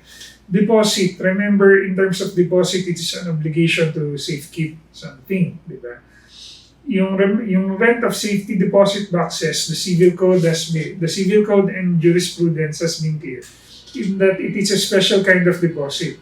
There is confusion on the same because in terms of your special kind of deposit, we have to remember that in terms of your safety deposit box, you deposit something, but it is still you deposit something, it's a box that is in your control, but the box is in the custody of the bank.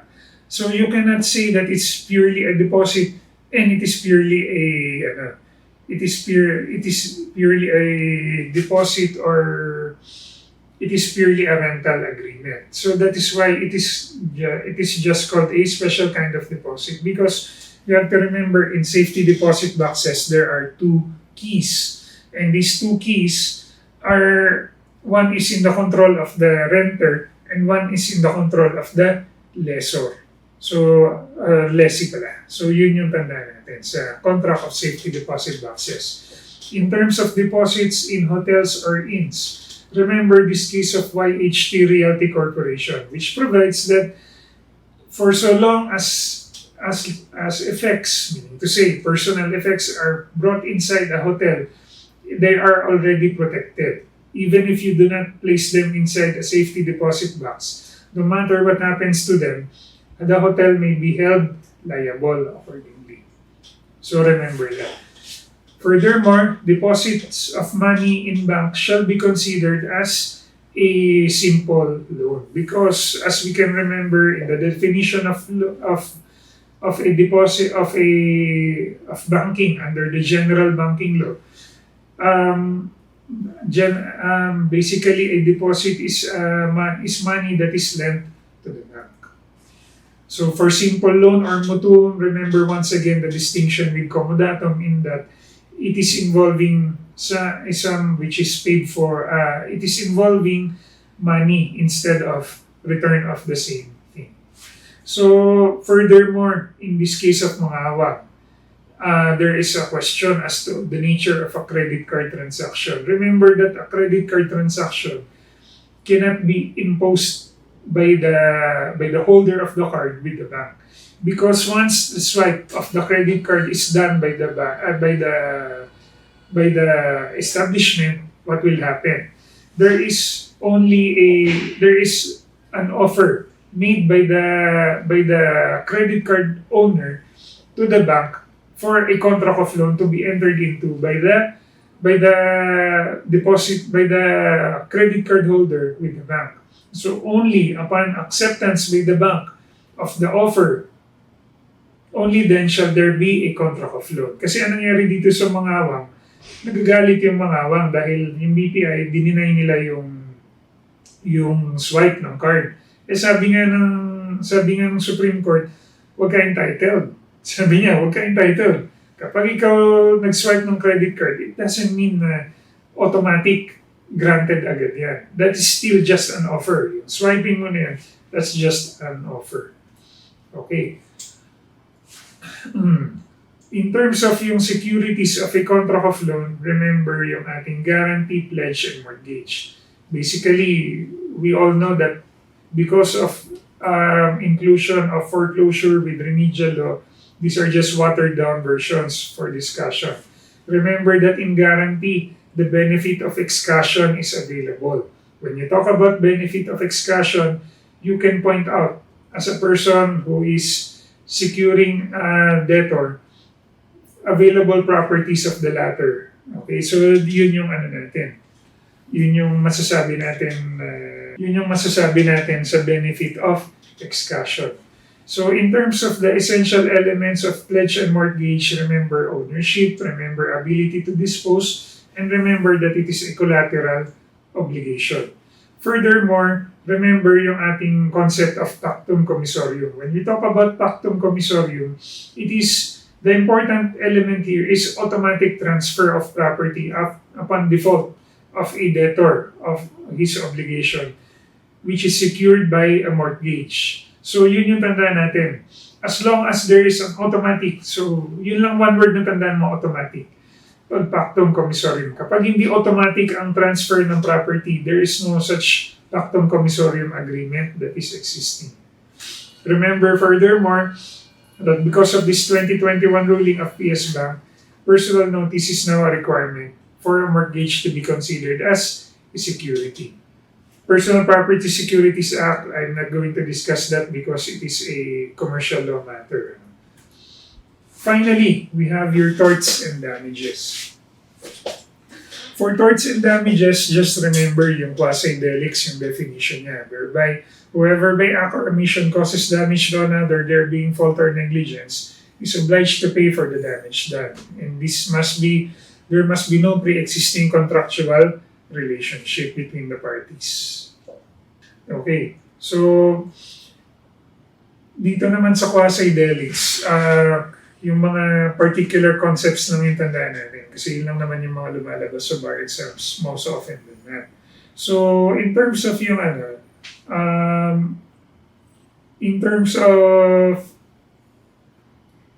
of yung concepts that are important, remember the doctrine of last clear chance, whereby remember first of all, in the last clear chance, there are two parties that are negligent in this scenario, like in that case of Picard versus Smith. So, what was the determining factor? Kasi di ba nangyari dito sa Picard versus Smith, yung horse-drawn carriage was on the other side of the road while the truck was running at fast speed. So, the determining factor to attach liability is the last clear chance to avoid such damage, diba? Yun yung tandaan natin. So, doctrine of last clear chance. This also gives way to a discussion on the concept of res ipsa loquitur. What should we remember about the concept of res ipsa loquitur? Basically, if one thing causes damage, and this damage would not have happened had the person in custody of the same been diligent in the care of the same, then there is presumed to be liability on the part of that one who is in charge of the custody of the same. So yan yung doctrine natin of res ipsa loquitur. So kaya nga yan yung case of Caltex versus Africa. Nasunog ang gas station. Sabi ng Caltex, hindi ko kasalanan. Sabi ng Supreme Court, kanino? Ikaw yung may-ari ng gasolinahan. Yun yung ibig sabihin. Yung best way to explain res ipsa loquitur. Yung Caltex versus Africa. Yung Aleta versus Sofitel. Yan yung sinasabi natin earlier. Basically, res ipsa loquitur applies here also because of the doctrine of attractive nuisance as we have outlined earlier. Yung doctrine of res ipsa loquitur also applies in medical malpractice. So what can we say about its application in medical malpractice? It means to say, class, na halimbawa, there is a doctor who left a gauze inside you after operating on you. Whose liability is that? Is it you or is it the doctor? Siyempre, it is the doctor's. Res ipsa loquitur. Basically, you find a nexus between the liability of between the act or omission of the doctor and the particular liability or injury sustained. So yun yung res ipsa loquitur in relation to. Let's proceed now to damages. Finally, so damages. In terms of damages, what should we remember? There are, of course, six kinds of them. There are, of course, six kinds of damages: moral, exemplary, nominal, temperate, actual, and liquidated. Discussing first, let's just settle yung pinakamadali. Liquidated damages. Liquidated damages involve yung damages that are duly agreed upon by the parties. So, no more need of further discussion there. It is not susceptible of adjustment because it has been duly agreed upon. Liquidated damages. Temperate damages. Temperate damages are damages which are given in order to bring to justice something that has been, whereby a wrong has been committed, di ba? Temperate damages. So, now let's proceed to a discussion on actual damages. So, actual damages, remember that number one, it must be duly proven. If it is not duly proven, what shall be given? Nominal damages, di ba? Remember that. Actual damages proven, nominal damages, there are damages that are established but are not proven. Are there actual damages that need not be proven? The answer is yes. In instances of criminal cases or criminal acts whereby there has been either death, either a rape, or there are liquidated damages. Yun yung mga instances whereby you could say na actual damages need not be proved. But otherwise, if you are seeking actual damages, you must prove the same accordingly. So remember the formula in instances of death, like in this scenario of mercury drug, yung death of a third-year high school student. The formula can be seen as follows: yung net income, life expectancy times gross annual income minus necessary living expenses. Yun yung net earning that must be given to the party of a person whereby there has been death. Whereby there has been a death. Like yung spouses pa rin niya, ganito rin yung formula niya. Proceeding now to moral damages. Like our actual damages, there are those which are proven, but unlike yung nominal damages, yung moral damages presumed naman yung alternate niya. Yung proven damages, yung those which are enumerated under Article 2217 of your civil code, yung ating restless nights, physical suffering, etc. So yung sleepless nights, physical suffering, mental anguish, etc. Yun yung must be proven. But as to those which are presumed, remember yung moral damages enumerated under Article 2219. In these instances, there is no need to prove the same in order for you to be entitled. In terms of temperate or moderate damages, as I mentioned to you, finally, exemplary damages. These are for correction of any wrong, and these are also intended to address any bad faith that has been committed. Okay, so that's it. Thank you once again for this opportunity to lecture and to help all of you to prepare for this year's bar examinations.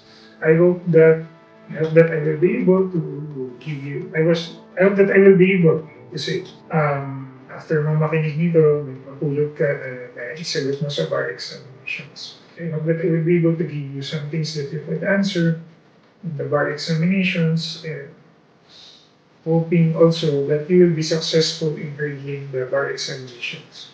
So, once again, thank you and good day. Thank you very much, Attorney Albano, for delivering a thorough and enlightening lecture on civil law.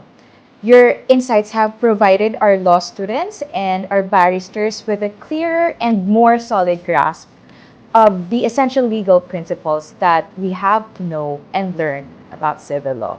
guidance that is invaluable as they prepare for this year's bar examination. So thank you so much, Attorney Albano.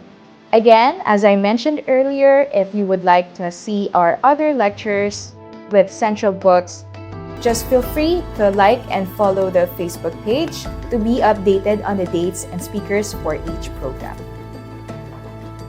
That's it for our lecture on civil law today. Again, this is Hannah, your host, and I will see you on our other lectures. Bye.